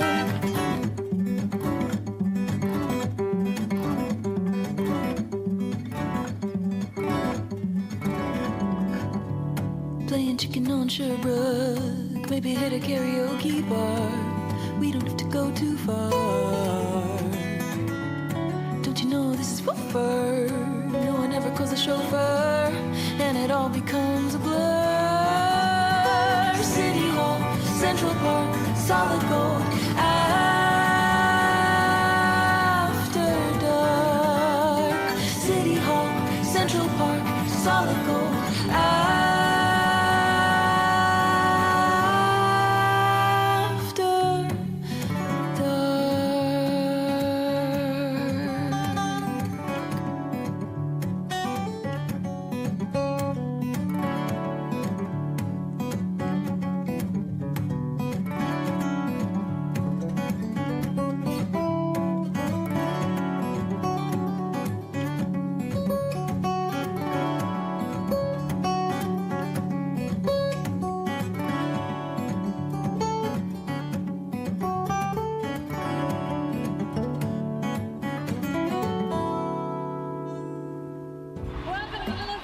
In the late 90s, a groundbreaking all-female music festival emerged, led by Canadian artist Sarah McLachlan. Promoter said, you can't put two women on the same bill, people won't come. And it put a huge fire under my butt to prove them wrong. Representation for women in rock music wasn't there. And worse, you're being pitted against each other. Lilith became a freight train. Catch the documentary that chronicles a pivotal moment in music culture. Watch Lilith Fair, Building a Mystery, for free on CBC Gem. 7:25 a.m. Northbound St. James Bridge is closed this morning due to a collision. So you're forced to turn onto Academy. That actually might even be closed too now, that turnoff. It's just stay away from that area if you can. 788-3093, lots of crews on scene. In Winnipeg's weather, mainly clear. It's 4 degrees now. Mix of sun and cloud for the day. The high just 11 and wind will be southwest 20 to 40. So much rain over the weekend. Sprague got 61.6 millimeters. That's nearly 2.5 inches. In Winnipeg, we got about half of that, and we got a lot.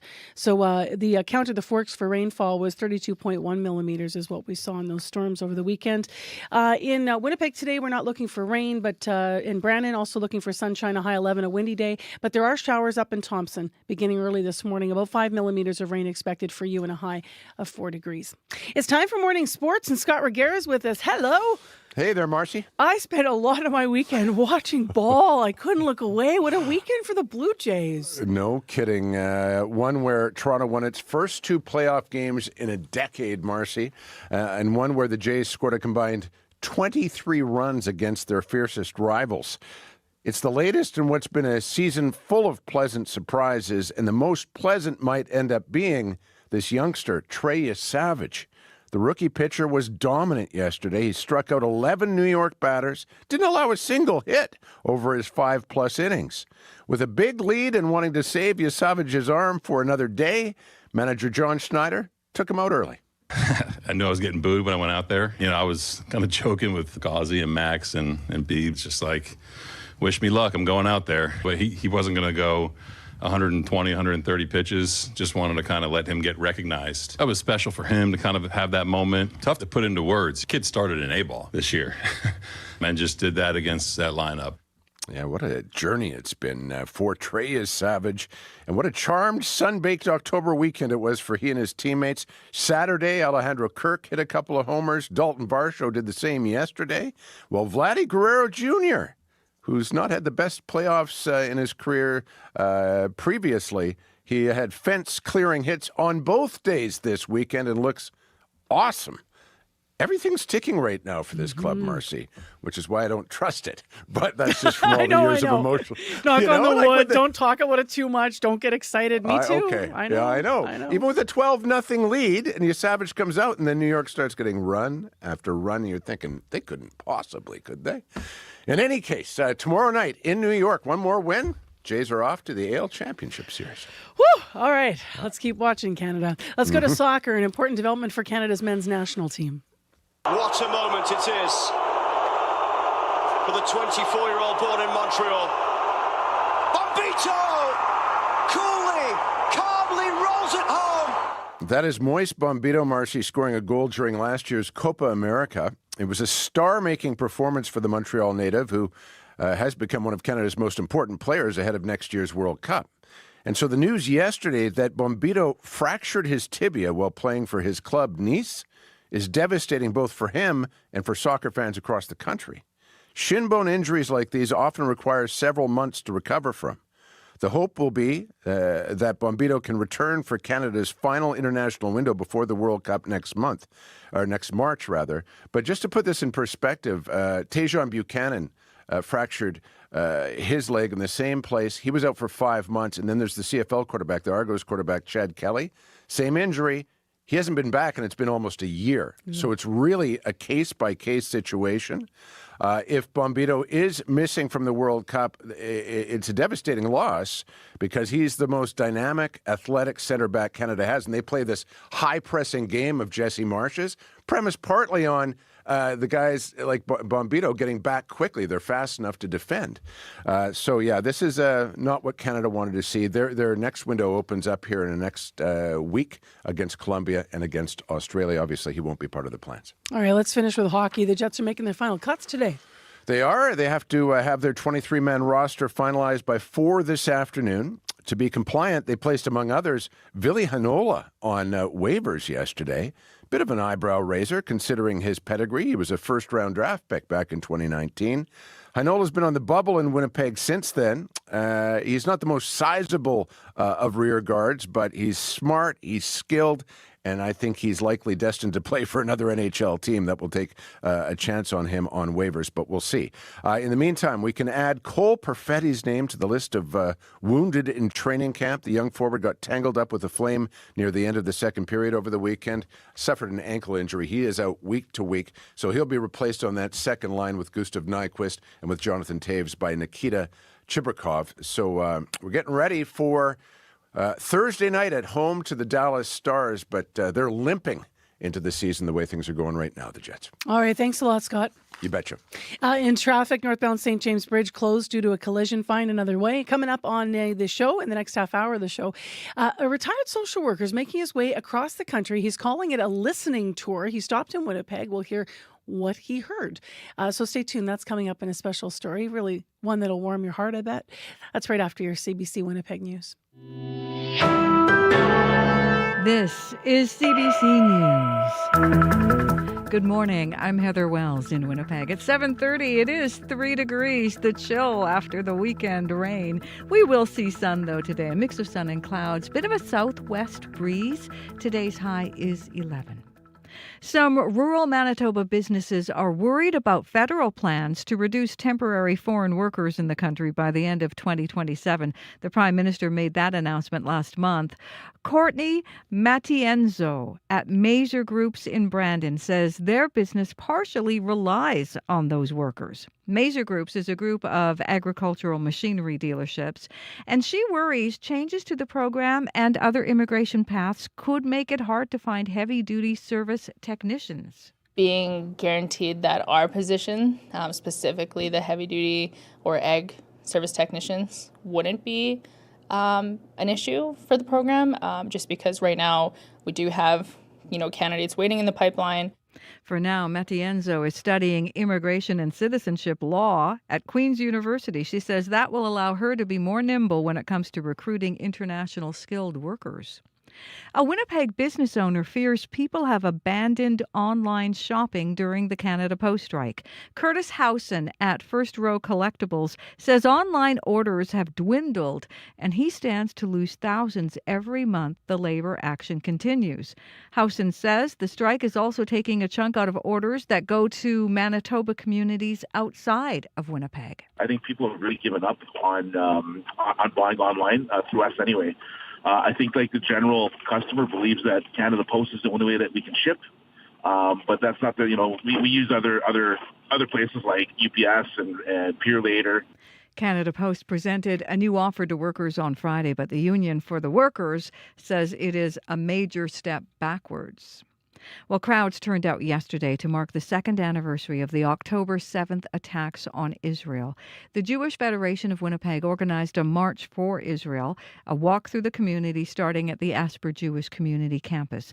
Lisa Lewis was in the crowd and says, as a person with a settler Indigenous background, it's important to stress the things they have in common. We have our kookums and bubbies, the grandmothers and food, and it brings us all together as a community. So absolutely celebrate that and want to support the Jewish community, especially today, especially on the anniversary of October 7th.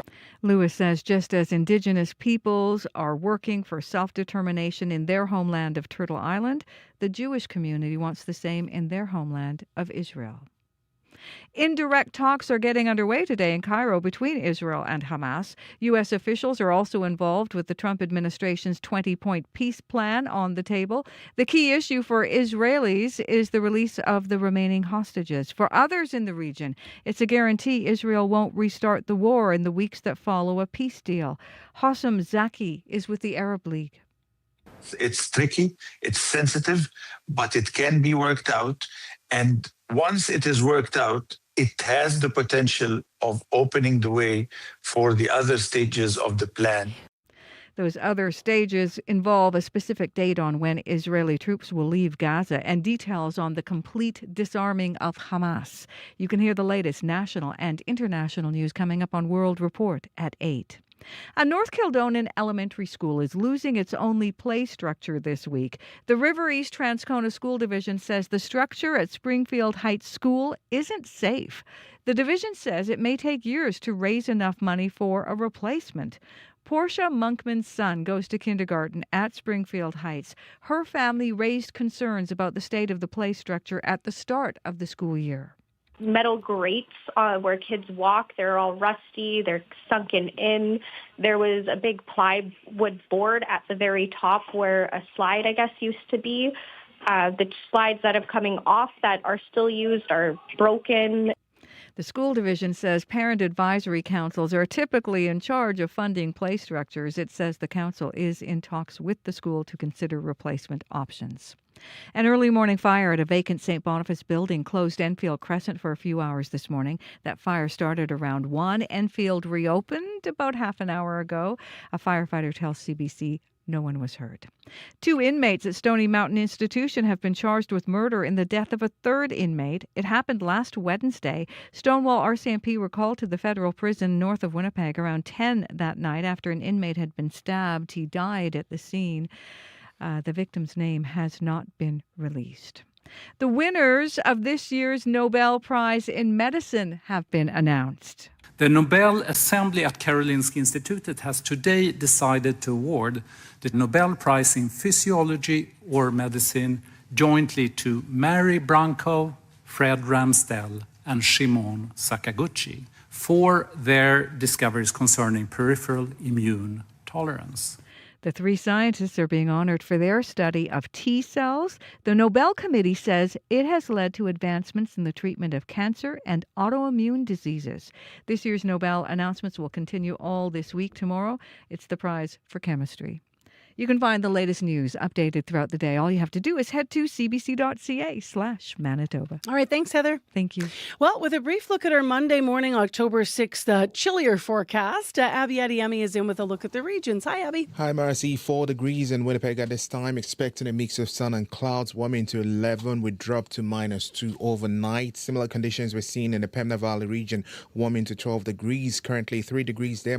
It's going to cool down to -3 later.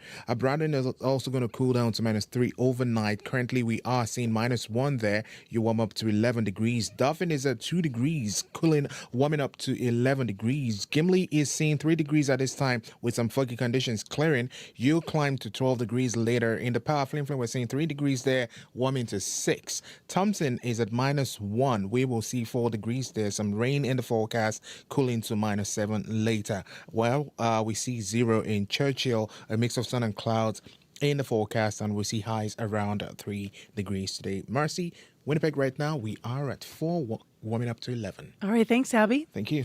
Yeah, everyone pulling out the layers on the weekend, getting ready for a very different week than last week.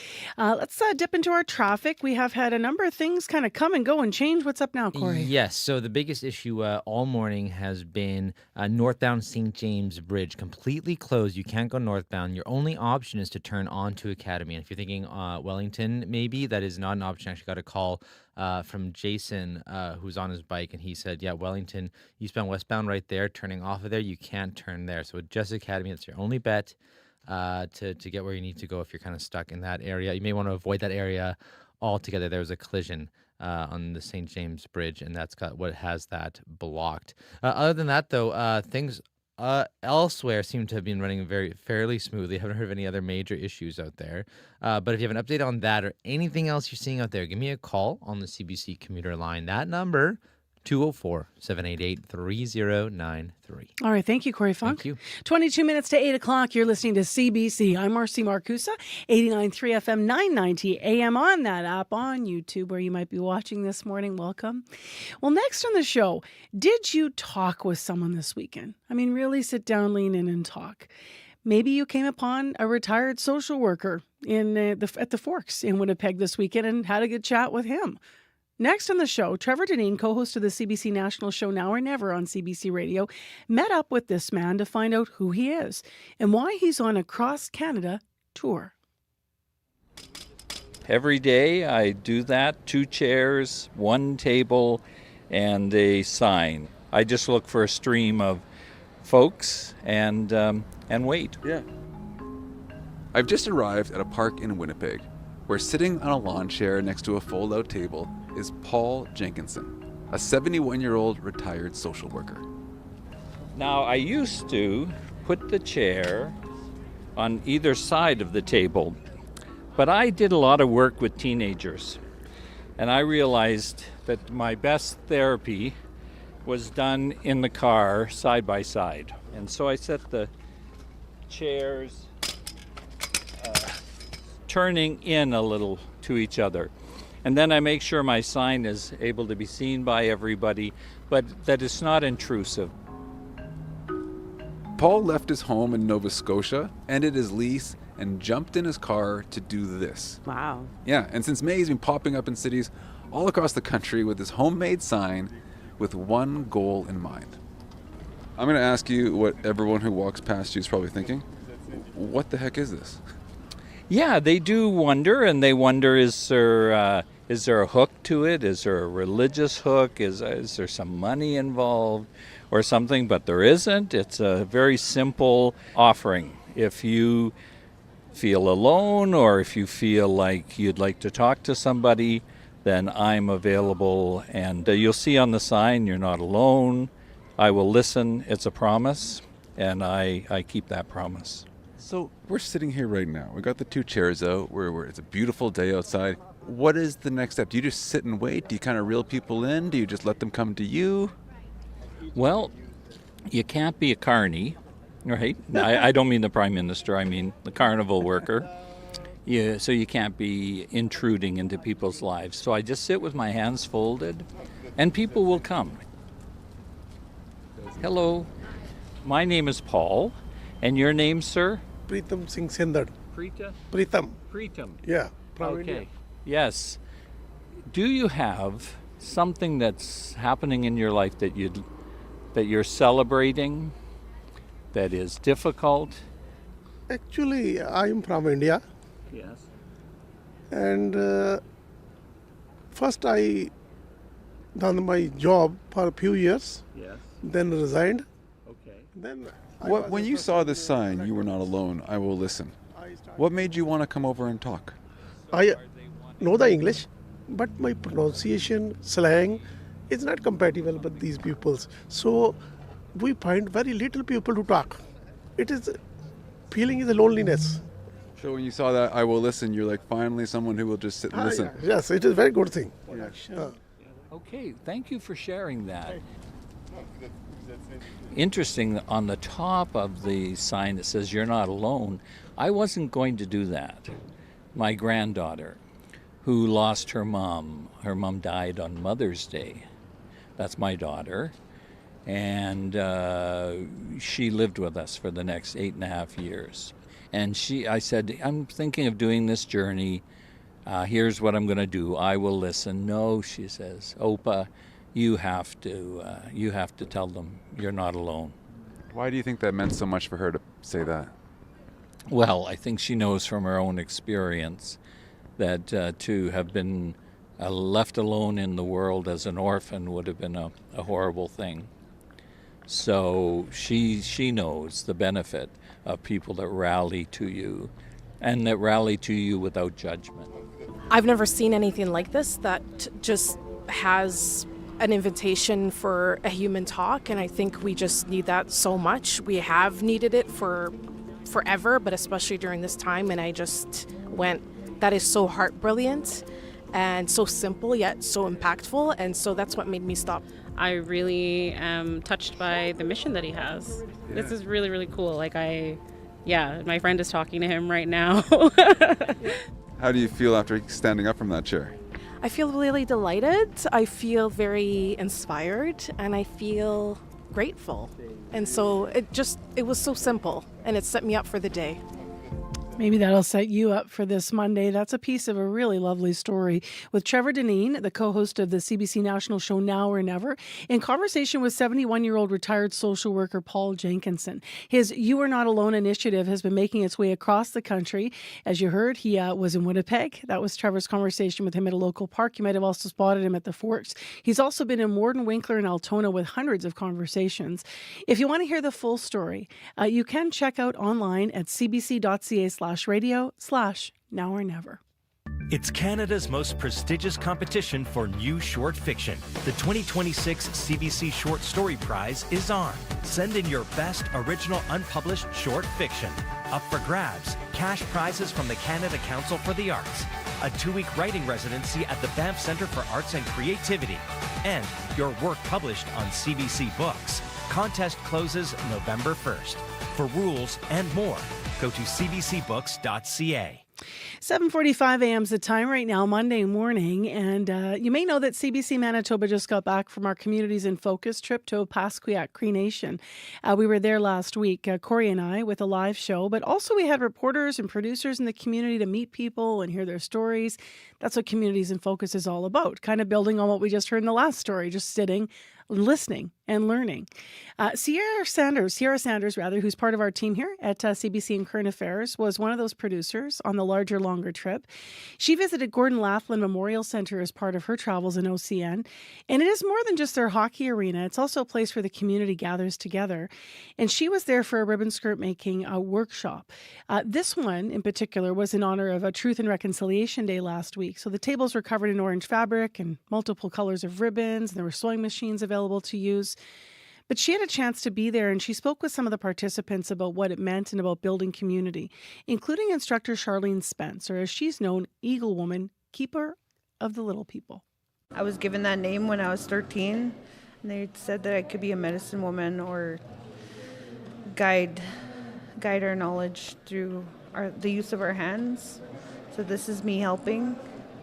I didn't have anybody to teach me this stuff.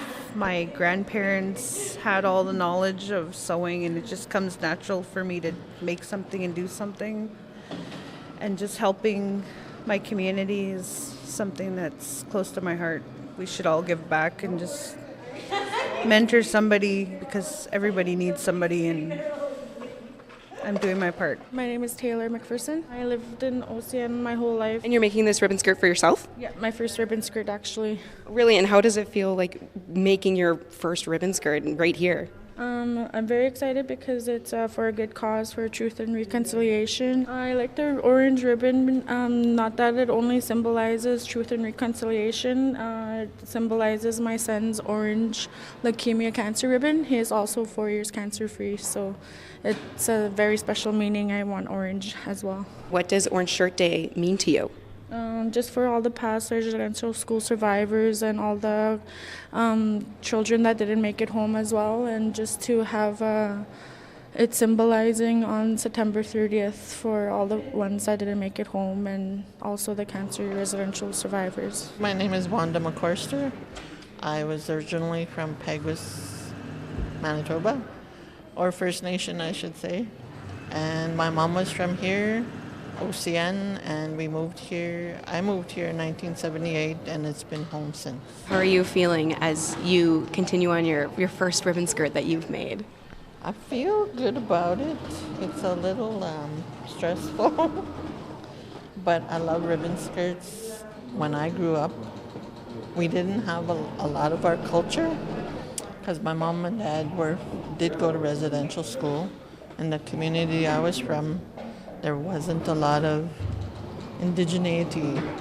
I always remember one family that they had it, like they would do powwow, they would do the drumming, and they always encouraged everyone. And OCN is just starting to get back to that too.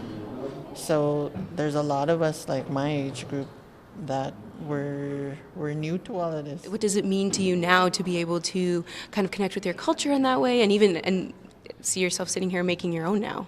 Well, it's something I've always aspired to. It was when I went to university is when I actually started learning about residential schools, and even knowing that there were books out there about residential schools. My mom didn't talk about it, not at all. And even to this day, it's hard for her. When the ribbon skirts started, you started noticing them more. I remember even asking someone, is there a protocol to wearing skirts? Can I just wear them? Can I wear them wherever I want to? Because you don't know, right? And I think we make up a lot of rules for nothing sometimes. I've heard that lately, that a lot of the rules is just colonialism coming through, and with our ancestors, they probably didn't have all those rules. They just lived life. So that was part of a story gathered for Communities in Focus. Participants at a ribbon making skirt workshop in Opaskwayak Cree Nation last week. They were making skirts ahead of Truth and Reconciliation Day. Sierra Sanders was there to speak to the participants. And one other note before we leave the idea of ribbon skirts and OCN, I also got something, and I'm hoping we can get this young designer on air. I got a note from one of the OCN community members reminding us that an 18-year-old designer named Drayden Flet-Roulette from OCN was recently featured at Milan Fashion Week, and very cool to see their designs coming down the runway of Milan. And also he made ribbon skirts for some in the community as they were attending the gatherings across the country. So people have some gorgeous work from Drayden Flet-Roulette. So we can hopefully highlight his designs at some point here on Information Radio. Breaking news happens anywhere, anytime. Police have warned the protesters repeatedly, get back. CBC News brings the story to you as it happens. Hundreds of wildfires are burning. Be the first to know what's going on and what that means for you and for Canadians. This situation has changed very quickly. Helping make sense of the world when it matters most. Stay in the know. CBC News. Well, tomorrow is October 7th, 2 years since 1,195 people were killed in the attacks by Hamas. And yesterday, people gathered at the Asper Jewish Community Campus in Winnipeg to walk and show their support for Israel, as you've been hearing in the news. It comes as negotiations continue today, this morning, on U.S. President Donald Trump's latest plan to end the war in Gaza, which could see the exchange of the remaining hostages for Palestinian prisoners. CBC's David Baxter was at the event in Winnipeg. One of the first people he spoke with was Lisa Lewis. Yeah, it's very important for me that one, I'm part of the community, this community, two, as a person with a settler and indigenous background, I think it's absolutely critical. I'm here supporting indigenous communities, and if I don't support, who would I be if I didn't support an indigenous community that was looking at self-determination in their homeland of Israel, just as we are in our homeland of Turtle Island. So that's why. Stay there. We need to... So you see some similarities between the indigenous people here and what's going on over there, you're saying? I see. Can you explain a little more of that? Absolutely. I see lots of commonalities between the indigenous people of Canada, the Métis, First Nation, and Inuit, and with the Jewish community. And as I speak on those commonalities, we have a lot of great things, a lot of shared things in common, including ceremonies, including laughter, including fun. We have our kukums and bubbies, the grandmothers, and food, and it brings us all together as a community. So I absolutely celebrate that and want to support the Jewish community, especially today, especially on the anniversary of October 7th. And my name is Odaya. I'm from Israel, and now I'm living over here. Oh, now you live over here. When did you move here? Like a month? 2 months. 2 months. Why are you here today, and why is it so important for you to be here today at this walk? Because in the 7 October, I be in Israel and not be fun. This is really not fun. I woke up like so scared, and like what's happening? And then they say me all the terrorists. The terrorists is coming to Israel and everything. I be scared, and now this is so important for me to be here. Ben Carr, Member of Parliament for Winnipeg South Centre. And why are you here today? Why is it important for you to be here today? Well, I'm here for two reasons. As the Member of Parliament for the largest Jewish population in Western Canada, I'm also here as a Jew.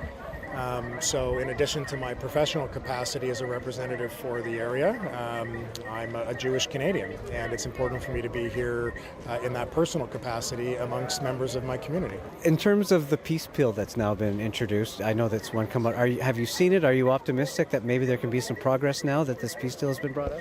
I'm always hopeful anytime there is a desire for peace, and the moment we find ourselves in is one where there seems to be some very serious conversation between the Americans, the Israelis, the Qataris, the Palestinian Authority, Hamas, and all of those who are responsible for ensuring that we can come together and end this conflict and move forward in a way that recognizes that hostages need to be released, that the fighting needs to end, that humanitarian aid needs to flow, and that ultimately we need to pursue a two-state solution. So my hope is that we will find a solution here in this latest round of peace negotiations. So we're 2 years into this now, like I was asking someone else. Is this still fresh in people's minds? Is this still something you're constantly hearing about? People are concerned from the Jewish community, from other communities? Without question. And a big part of the reason for that is because there has been a very unfortunate conflating of what's happening overseas in the conflict between Israel and Hamas and the Jewish people worldwide. What I mean by that is that Jewish Canadians are being held accountable for the actions of a foreign government. And regardless of how you feel about the Israeli response, it is not acceptable and it is anti-Semitic to hold Jewish Canadians accountable for things that are taking place thousands of miles away. And I draw the comparison between the way that many in the world wrongly reacted to the Muslim community after the September 11th attacks or even after the October 7th attacks. It was wrong and racist and inappropriate for the Muslim community to be held accountable for the actions of a very select few, and it is wrong for us to hold Jewish Canadians accountable for the way that somebody might feel about the situation occurring in Gaza. So it's very fresh on the minds of Jewish Canadians because anti-Semitism has risen and is continuing to rise at alarming rates. Jeff Lieberman, CEO of the Jewish Federation of Winnipeg. It's very fresh. The war is still going on. Hamas, the terrorist organization, is still in control of Gaza, and we're hoping with the peace plan from President Trump that peace will be restored soon and that Hamas will lay down their arms, the hostages will be released, and that Israelis will be able to live in a safe and secure environment again soon. What do you think in that peace plan could work, or do you think that peace plan could bring something? I think it's a tremendous peace plan, one which most countries in the world are supporting, including pretty much all of the Muslim-led countries, because it allows for peace in that region, where Israelis and Palestinians will be able to live in peace, and that we won't have to worry about terror going forward in the future. So, I'm certainly excited that there's a good opportunity for peace now, and I'm hoping that happens very soon.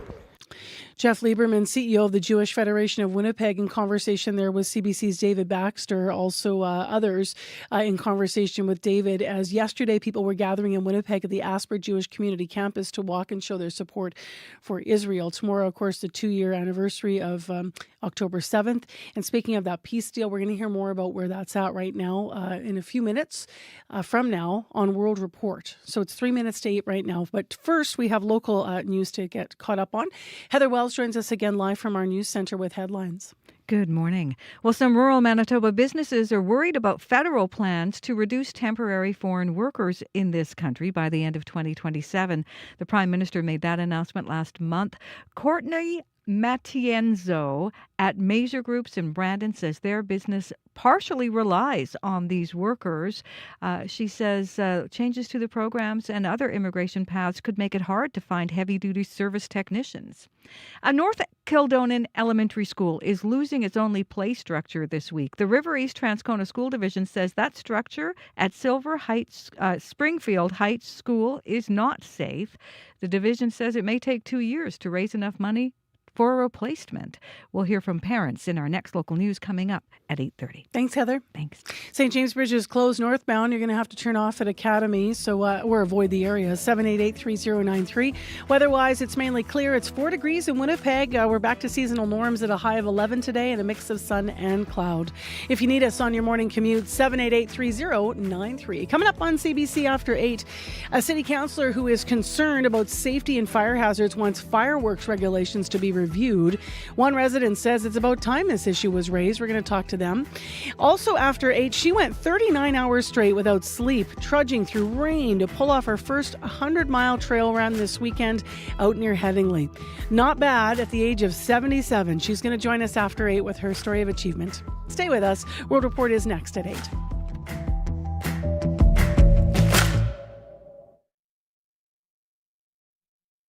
Today on Q. Canadian film mogul Robert Lantos has spent his career bringing Canadian film and TV shows to life. He'll be here to talk about how his new series Rise of the Raven led him to a full circle moment for his life and career. I am more accepting of the fact that I will never be satisfied. I am now at peace with that. Q with Tom Power. This morning at 10:30 in Newfoundland and on CBC Listen or wherever you get your podcasts.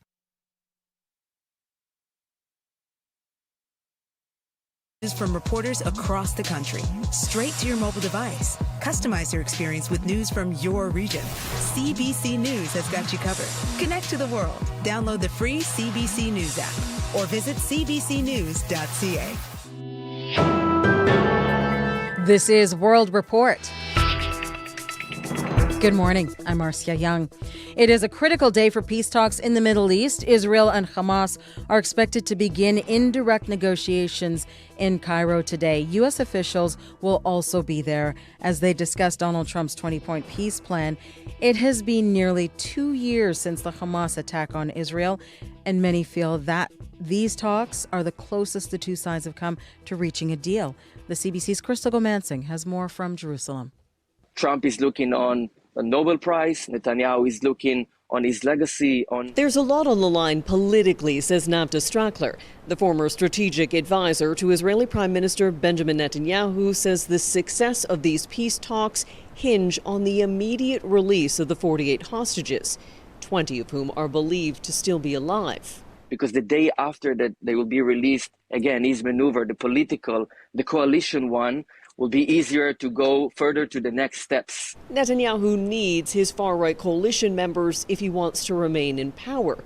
Can they be more easily controlled if the hostages are released? If Hamas lets the hostages go, can the U.S. and Arab countries backing this peace plan ensure Israel doesn't restart the war?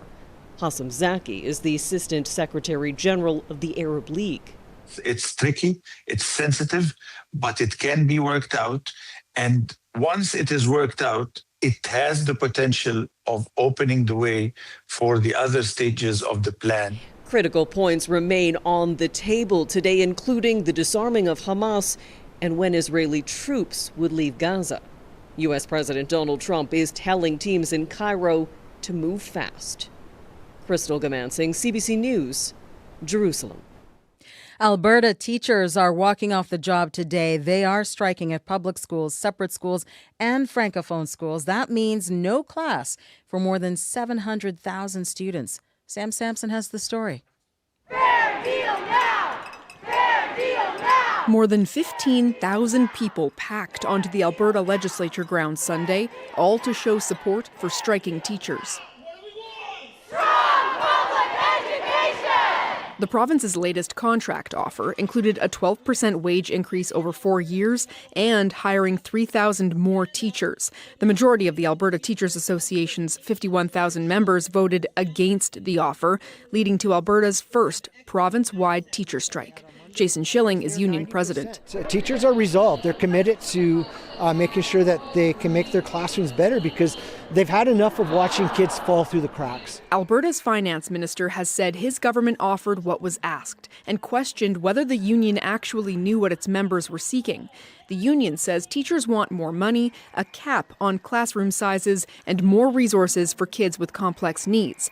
Edmonton teacher Miriam Berg echoes that. I've just seen a steady decline in classroom conditions. The complexity of needs in my class is just unbelievable. The teacher union's president says the two sides are communicating. A provincial official told CBC News the government asked the union to go back to the bargaining table over the weekend, but they were not available for formal talks. Sam Sampson, CBC News, Edmonton. Rescue workers are trying to reach hundreds of hikers trapped on Mount Everest. Heavy snow has blocked access to a slope of campsites in Tibet. So far, about 350 people have been safely guided to a small town. Officials say they have also been in contact with 200 hikers who are still on the mountain. They're trapped at an elevation of more than 4,900 meters.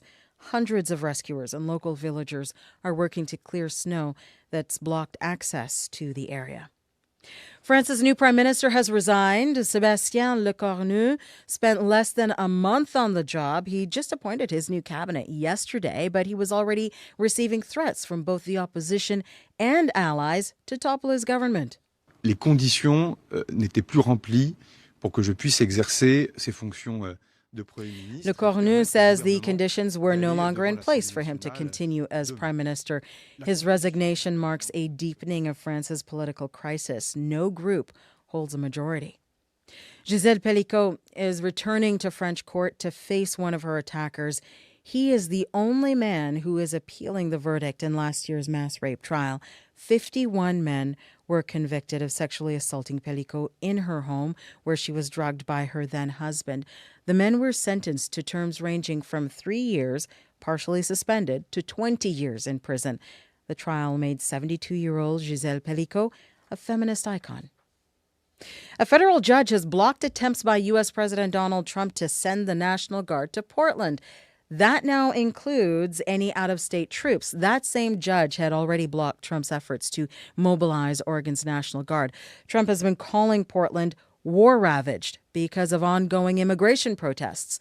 The CBC's Willie Lowry joins me now from Washington. And Willie, what can you tell us about this latest ruling? Well, for the second time in 2 days, a federal judge in Oregon blocked the Trump administration from sending in National Guard troops to Portland. Sunday's ruling is really an extension of a ruling Judge Karen Immergut handed down on Saturday when she told the Trump administration it was not allowed to send Oregon National Guard troops into Portland, at least temporarily. The Trump administration then tried to send National Guard members from California to Portland, but Judge Immergut, who was appointed in 2019 by President Donald Trump, said that too was not allowed. Both the governor of Oregon and California welcomed the judge's ruling. California Governor Gavin Newsom said on social media, quote, "Trump's abuse of power won't stand."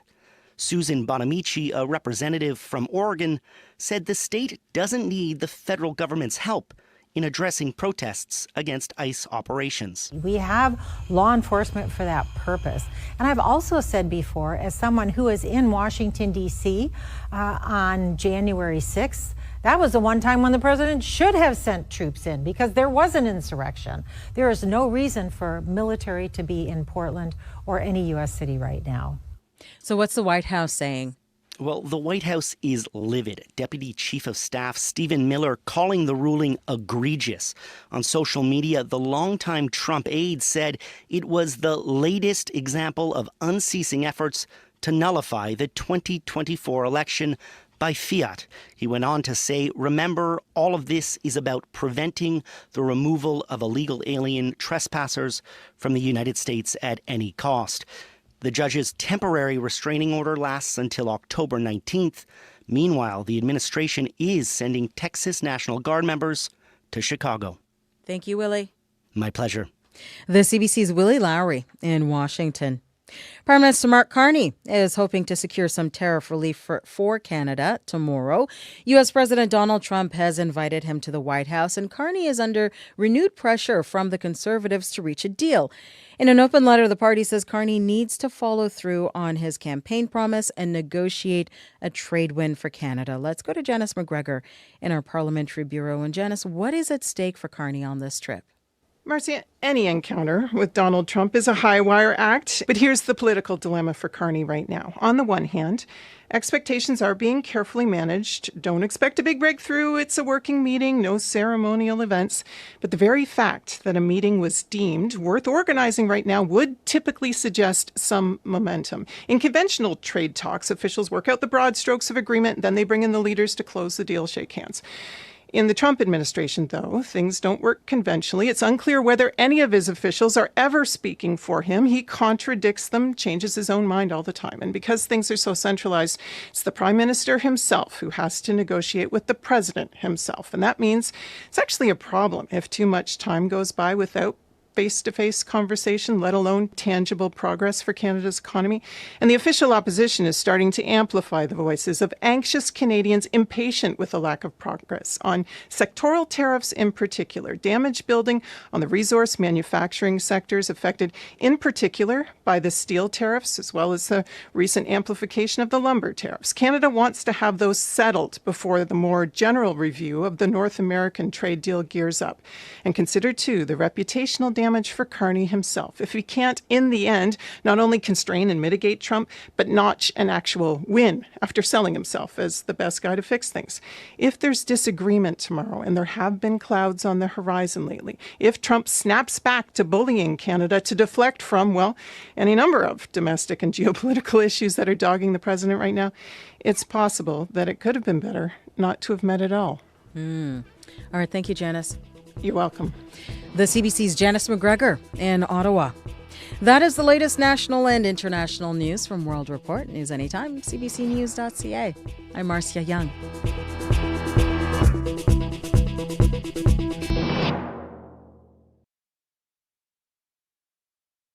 Well, welcome to Monday morning, everyone. I'm Marcy Marcusa. This is Information Radio. We're live in downtown Winnipeg on 89.3 FM, 990 AM on the app and YouTube. A turn to more seasonable temperatures this week.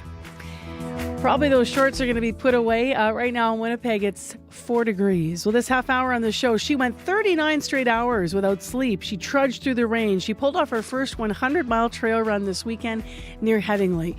And she's 77 years old. We're going to hear about her accomplishment coming up.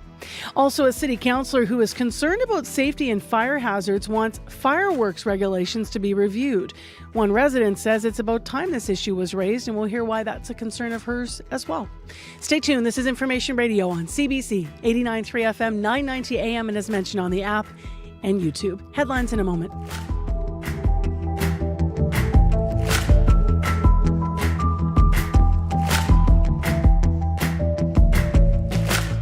Let's go to Heather Wells for those headlines now. Good morning. Good morning. Well, a Winnipeg business owner fears people have abandoned online shopping during the Canada Post strike. Curtis Howson at First Row Collectibles says online orders have dwindled, and he stands to lose thousands every month the labor action continues. Well, crowds gathered in Winnipeg yesterday to commemorate the second anniversary of the October 7th attacks on Israel. The Jewish Federation of Winnipeg organized a March for Israel, a walk through the community starting at the Asper Jewish Community Campus. We're going to hear from those there in our next local news coming up at 8:30. Heather, remember when earlier in the show I was mentioning that I saw a movie shoot? Yes, outside in Deer the and Almond? Exchange. Yeah, in the Exchange this weekend. So I had thought that it was raining already and they were shooting during that rain. But someone posted a video on my Facebook page that caught on camera one of the crew from the film using a big hose to make it look like it was raining. Oh, my goodness. So actually the real rain, thank you, Joy, by the way, for posting this, happened a little bit later. But it fooled me because we walked out and there were already puddles and it was starting. But I guess earlier in the evening when I was still dining inside watching this movie shoot through the windows, somebody was out with a hose. So that's so funny. Well, they just needed to wait an hour or two. Exactly. All right. Thank you. Thank you. Quite a lot of rain did come down. Today in Winnipeg's forecast, we don't have any of it. Abby? It's going to be more like a cool day with sunshine in many areas and a few lingering showers in the northern part of the province. Winnipeg, we are at 4, warming up to around 11, 12, and that's what most regions will see except the north that will be seeing about 6 degrees as the high today. All right. Thanks, Abby. Thank you. Corey Funk, the commute's been active. Yes, and northbound St. James Bridge has been closed all morning due to a collision. Your only option is to turn down Academy. And I actually got a call from Chris who said Academy is now very backed up as well as everyone tries to make their way onto Academy. So heads up there. You might want to avoid that area altogether if you can as well. Abenoji Mikana and Stonehill, the lights are flashing red right now. So treat that as a 4-way stop. If you see anything else going on out there, give me a call on the CBC commuter line. That number, 204-788-3093.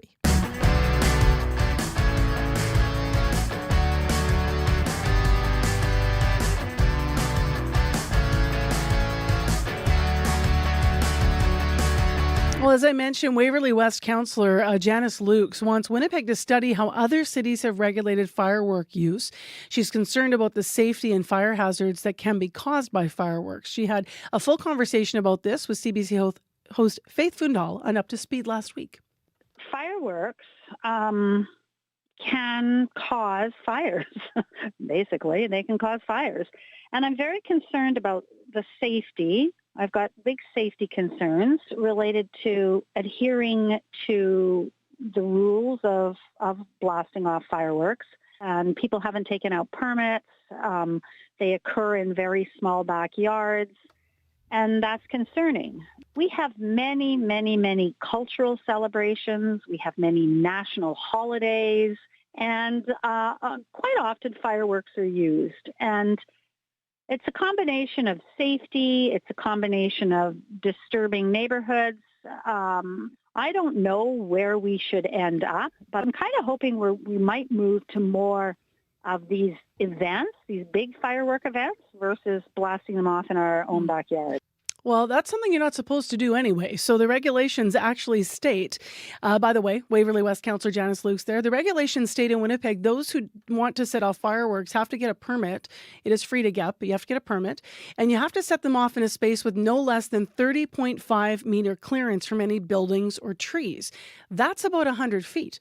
So the question is, are people just breaking those regulations? Some retailers who sell fireworks and spoke to CBC say they feel like they're not sure why, without incidents to point to, that this has become an issue. They don't think regulations are the problem unless consumers ignore them and don't have those permits, or they set off fireworks where they shouldn't. So they're raising the thought that enforcement is the bigger problem here. Well, let's get another perspective on this. Doris Sawatsky-Dixon lives in Councillor Luke's ward. She has for 29 years. She lives in White Ridge, and she is here to share some of her experience with fireworks being set off in her neighborhood. She's here via Zoom. Hi there. Good morning. How are you? I'm well. So you've been there for a long time. Tell me what it's like. Are there a lot of fireworks in the area? And if so, like, where are they and adjacent to where you live? We live on a small cul-de-sac, very quiet, wonderful neighborhood, wonderful neighbors. And probably every couple of years, somebody has fireworks for some sort of event, usually New Year's Eve or in July, or sometimes it's random with birthdays and such. Our cul-de-sac has a concrete island in the middle, and that is right in front of my house. That's generally where the fireworks are launched from. Usually the whole neighborhood is invited. So we're often home for those events, and we attend the fireworks. We did with our children, and now we do with sometimes when we have friends over on New Year's Eve, we've gone outside to watch somebody else's fireworks. What concerns do you have about fireworks in your area? Well, when I heard Janice Lukes on the radio, I was immediately reminded of several incidents, and at almost every time the fireworks are set off, it's generally late at night because it has to be dark. And generally there are individuals that set off the fireworks who are probably a little bit too impaired to drive. And if you're too impaired to drive, you're probably too impaired to light something dangerous like fireworks. And so I have seen numerous near misses. No one ever went to hospital that I know of. And there was no fire per se. But we have seen fireworks that fall over after they're lit, and then they take a lateral trajectory up someone's driveway, up to their house. And then usually there's a mad scramble to put it out, because generally nobody thinks to set up a hose or a bucket of sand or something like that. I've seen fireworks fall over and someone have a minor injury of a burn trying to set it straight while it's lit, or getting too close. For the most part, these are certainly, I was not aware of the distance. They're certainly not that distance from my home. They're probably more like 20 meters from everybody's home. Yep. Maybe less. I saw your face actually when I was reading out that regulation, right? And I wondered, I was going to ask you about that, whether or not you feel that people are adhering to the regulations that exist in the city of Winnipeg, 30.5 meter clearance from buildings or trees. So you've answered this already, but quite often not. Well, I don't actually know if they got permits. We've never talked about that in the neighborhood. And I've never heard someone say they have a permit and that they've read any kind of regulations. We do hear fireworks on occasion set off just outside the neighborhood. We can hear them, and we know that they're set off outside of where the homes are. There are some parks that are large enough, and we're right near the edge of White Ridge, so there's an area that's close to hydro lines that's doesn't have that proximity to homes. Yep. Is that the change that you would like to see, given that you've shared with CBC and you actually wrote, in response to hearing the interview, that you totally support Janice Lukes looking at this? Would you like to see a different regulation, or do the regulations read to you as reasonable if they're enforced, or, if people follow them? Well, I haven't read the regulations, but I do think that there should be a little bit more emphasis on the degree of impairment, because that has been a huge concern of mine. That when people consume alcohol, they probably shouldn't be lighting off fireworks. The distance is probably reasonable, for consumer fireworks because they don't have the same range. But if people don't take out permits, then they receive with the fireworks, do they receive a list of the regulations? I don't know. I think it's possibly the enforcement and the awareness that maybe needs to be considered. Thank you very much for your perspective, Doris. Really appreciate it this morning. Thanks. Nice talking to you. You too. That's Doris Sawatsky-Dixon. She's a resident of White Ridge. She's lived in Councillor Janice Luke's ward for more than 20 years. Councillor Luke's motion still needs to be approved, by the way, by the city's Community Services Committee before it can go forward. If you want to read the full story, though, you can read that online, cbc.ca/Manitoba. And I'd invite you also to call our listener line from your neighborhood and to tell us what your experience has been with fireworks. 788-3205. Jan Arden, legendary singer-songwriter, captivates her audience in a legendary venue. Welcome to Massey Hall. Jan Arden, with an evening of original hit songs and some of her favorite pop covers from her latest album, Mixtape.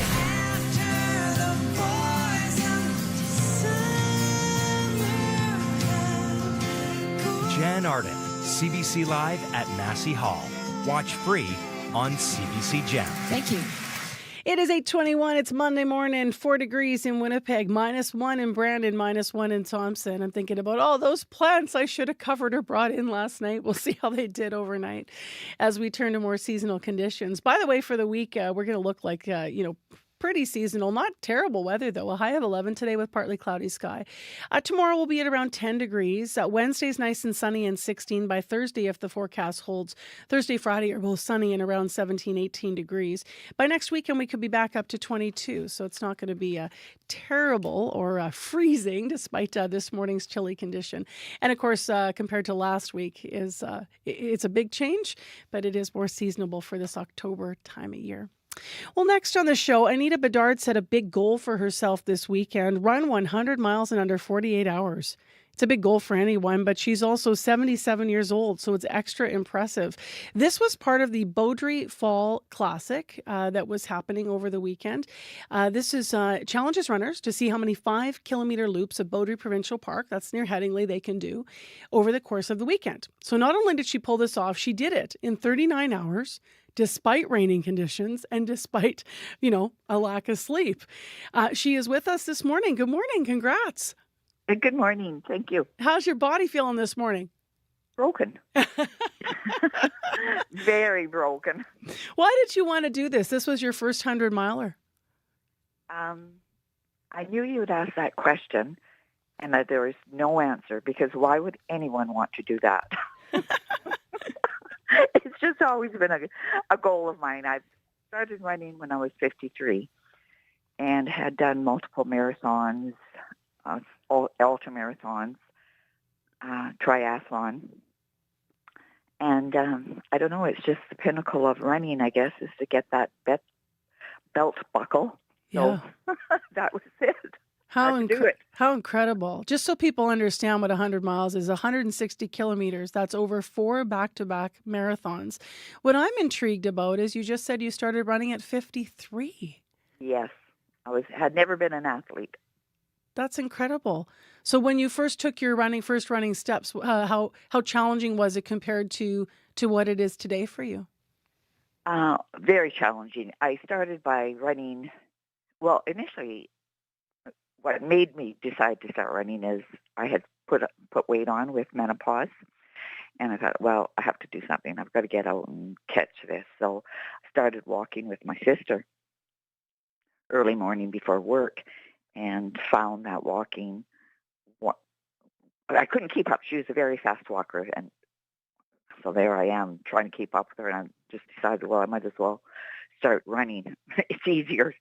And ran one lamppost to the next, walk the next, and then next lamppost again, run. And that's how it all started.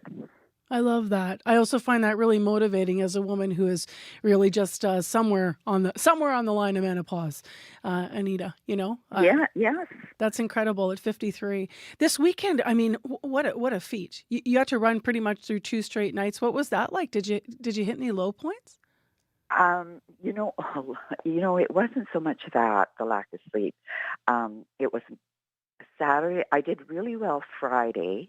I could run. I did manage through Friday night. I managed to get 100 kilometers in 20 hours.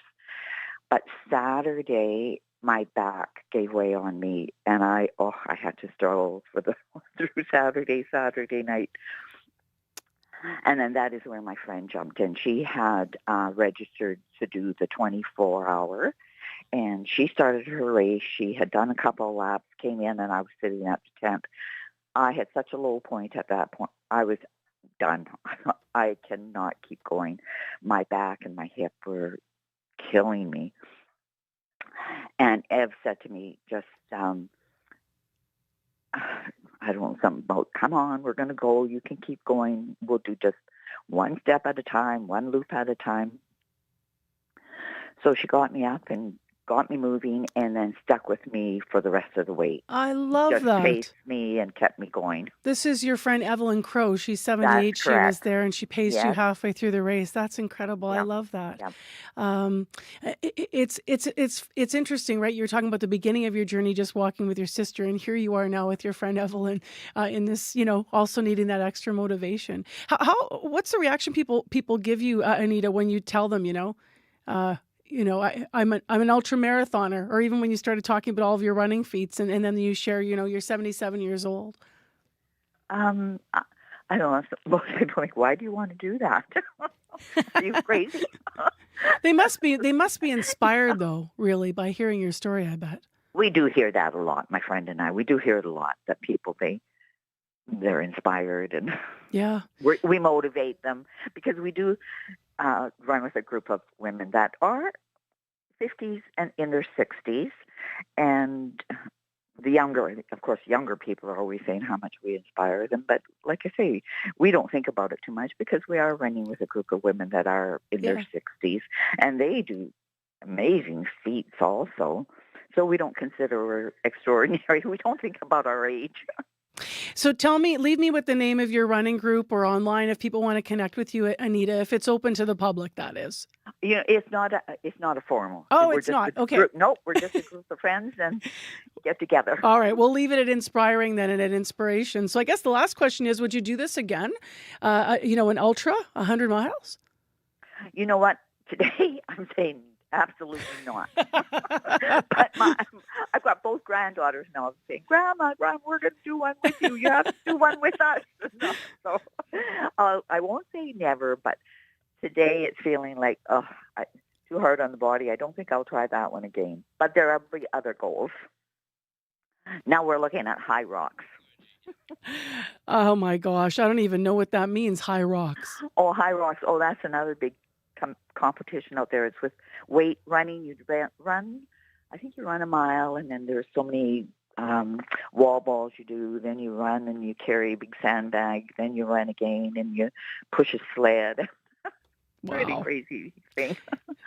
Congrats on all of this. I hope you do that. We'll have you on after you do that too, Anita. And congrats on what you achieved this weekend. I appreciate having you on CBC. Thank you very much. That's Anita Bedard. She ran 100 miles this weekend through Beaudry Provincial Park in 39 hours. She was part of an event there. She's 77. Her friend, by the way, Evelyn Crow, was helping to pace her for the latter half of the race. CBC Gem is your ultimate sports destination.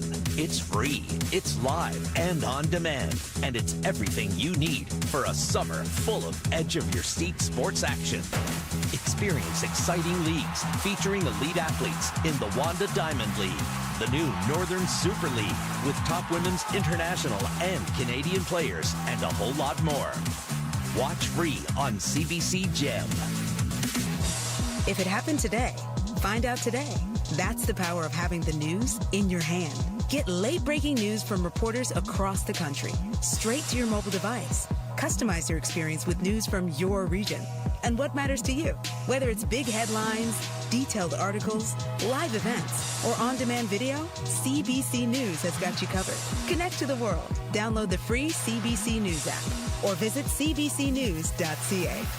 So, how much rain fell over the weekend in Winnipeg? Well, the most in Manitoba, that is, was in Sprague. According to Environment Canada rainfall amounts, 61.6 millimeters, that's nearly 2.5 inches, fell in Sprague. There were also was also ping pong ball size hail at Sprague. That was through Saturday night. Winnipeg, about half of that amount. At the Forks, we measured 32.1 millimeters of rain. Today, as Abby's been saying, we don't have rain in our forecast in the city. We have had traffic issues. I'll just mention quickly, it's 788-3093. You can update this, but we understand St. James Bridge going north is still closed. Your news is next. This is CBC News. Good morning. I'm Heather Wells in Winnipeg. At 8:30, it is 4 degrees and sunny out there. Nice to see the sun after all that rain over the weekend. Mix of sun and clouds for your afternoon. A breezy, cool high of 11.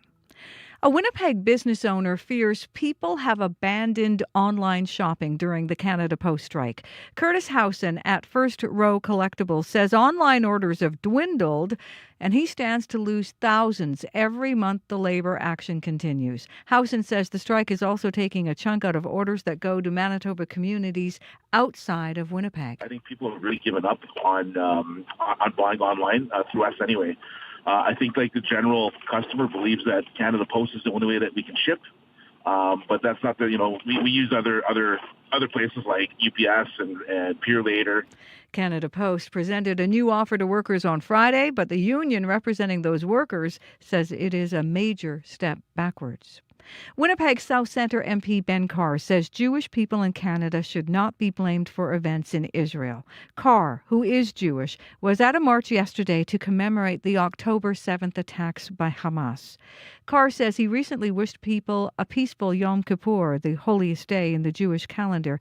In response, he says he received an anti-Semitic reply from a person in his riding. There is a lot that, quote, Zionist Jews have to atone for, and I don't think that any God will absolve you of your crimes. This was the response to a simple acknowledgement of a Jewish holiday.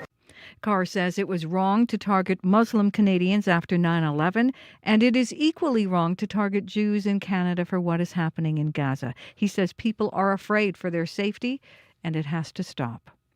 Changes are coming to Canada's temporary foreign worker program. Prime Minister Mark Carney says the government will reduce the amount of workers by the end of 2027, and that could impact businesses in rural Manitoba like Mazer Groups, which has ag machinery dealerships in Manitoba and Saskatchewan. Karen McDonald is the company's Vice President of People and Culture. She says immigration programs help rural labor markets. McDonald says Mazer Groups needs international skilled workers to keep up with customer needs. We need technicians, specifically road technicians, that can go out and support our farmers on a drop of a dime. And so if we don't have that labor availability in the shop, ultimately it's the farmer that's suffering. Mazer Group has about 425 employees, including 9 temporary workers in skilled roles like heavy-duty service technicians. Well, people in a St. Boniface apartment block were forced out of their suites after an early morning fire in a neighboring vacant apartment building. That fire on Enfield Crescent started before 2 this morning. No one was hurt, although the fire did shut down Enfield between Goulet and Marion for a few hours. The only play structure at Springfield Heights School is coming down this week. The River East Transcona School Division says the structure at the North Kildonan Elementary School is not safe. Last week, Manitoba Workplace Health and Safety officials issued a compliance order and caution tape went up. The division says this year's safety inspection found the play structure was at the end of its life. Jory Veren's son is in kindergarten at Springfield Heights. I truly believe the school knew about this many years prior to this having to be the case. And in my opinion, having to have workplace health and safety come and check this out before the school was able to make this decision themselves is very concerning for the safety of our children. The school division says parent advisory councils are typically in charge of funding play structures, and it says it may take years until enough money is raised for a replacement. Well, it was a good weekend to be a Blue Jays fan. The Blue Jays get a remarkable performance from Trey Savage and offense everywhere as they beat the Yankees 13-7. The final call from Toronto's victory yesterday over New York. Toronto took both games against the Yankees over the weekend. They are now one win away from sweeping this 5-game American League Divisional Series. They can win it in 3 if they win tomorrow and finish off the Yankees in New York. You can find more news updated throughout the day. Just head to cbc.ca/Manitoba. All right. Thanks very much, Heather. Thank you. 8:35. Speaking of thank yous, thank you to our associate producers who worked in the program today and had items in the show. Jenna Badosso, Sierra Sanders, and Chidi Akuma. Our live team, Corey Funk, Darren Marash, Brad Lillies, and Abby Adiyemi. Good job, everyone. Woohoo! Monday. Also, our news department, Heather Wells, Joni Nicolo, and Megan Ketchison. In our current affairs unit at CBC Manitoba, Nellie Gonzalez is the show's producer, and Leif Larson is the senior producer of audio here at CBC Manitoba. All right, a last look at traffic, which Corey's been kind of it's been so slow for weeks, right? This morning was lots. Yeah, northbound St. James Bridge is closed right now. You can't get over it. Only option is to turn onto Academy. Really backed up on Wellington. Also heard from Owen that the Moray is backed up all the way to Grant, and that may be because of that as well. So some residual backups as well. Abinogi-Meekina at Shore Hill, the lights are flashing red, so treat that as a 4-way stop. All right, Abby. Sunny and clear in the south, and it's cloudy and cold up north. The south will warm up near 12 degrees. The north will see close to 6 degrees, and then overnight, most of the regions will be below 0. All right, thanks, Abby. Thank you. Thank you, everyone, for listening. Thanks to all of our guests this morning, and take care, be well. We'll be back in again tomorrow with another edition of Information Radio. My name is Marcy Marcusa. This is CBC 89.3 FM. The Current's next. Stay tuned.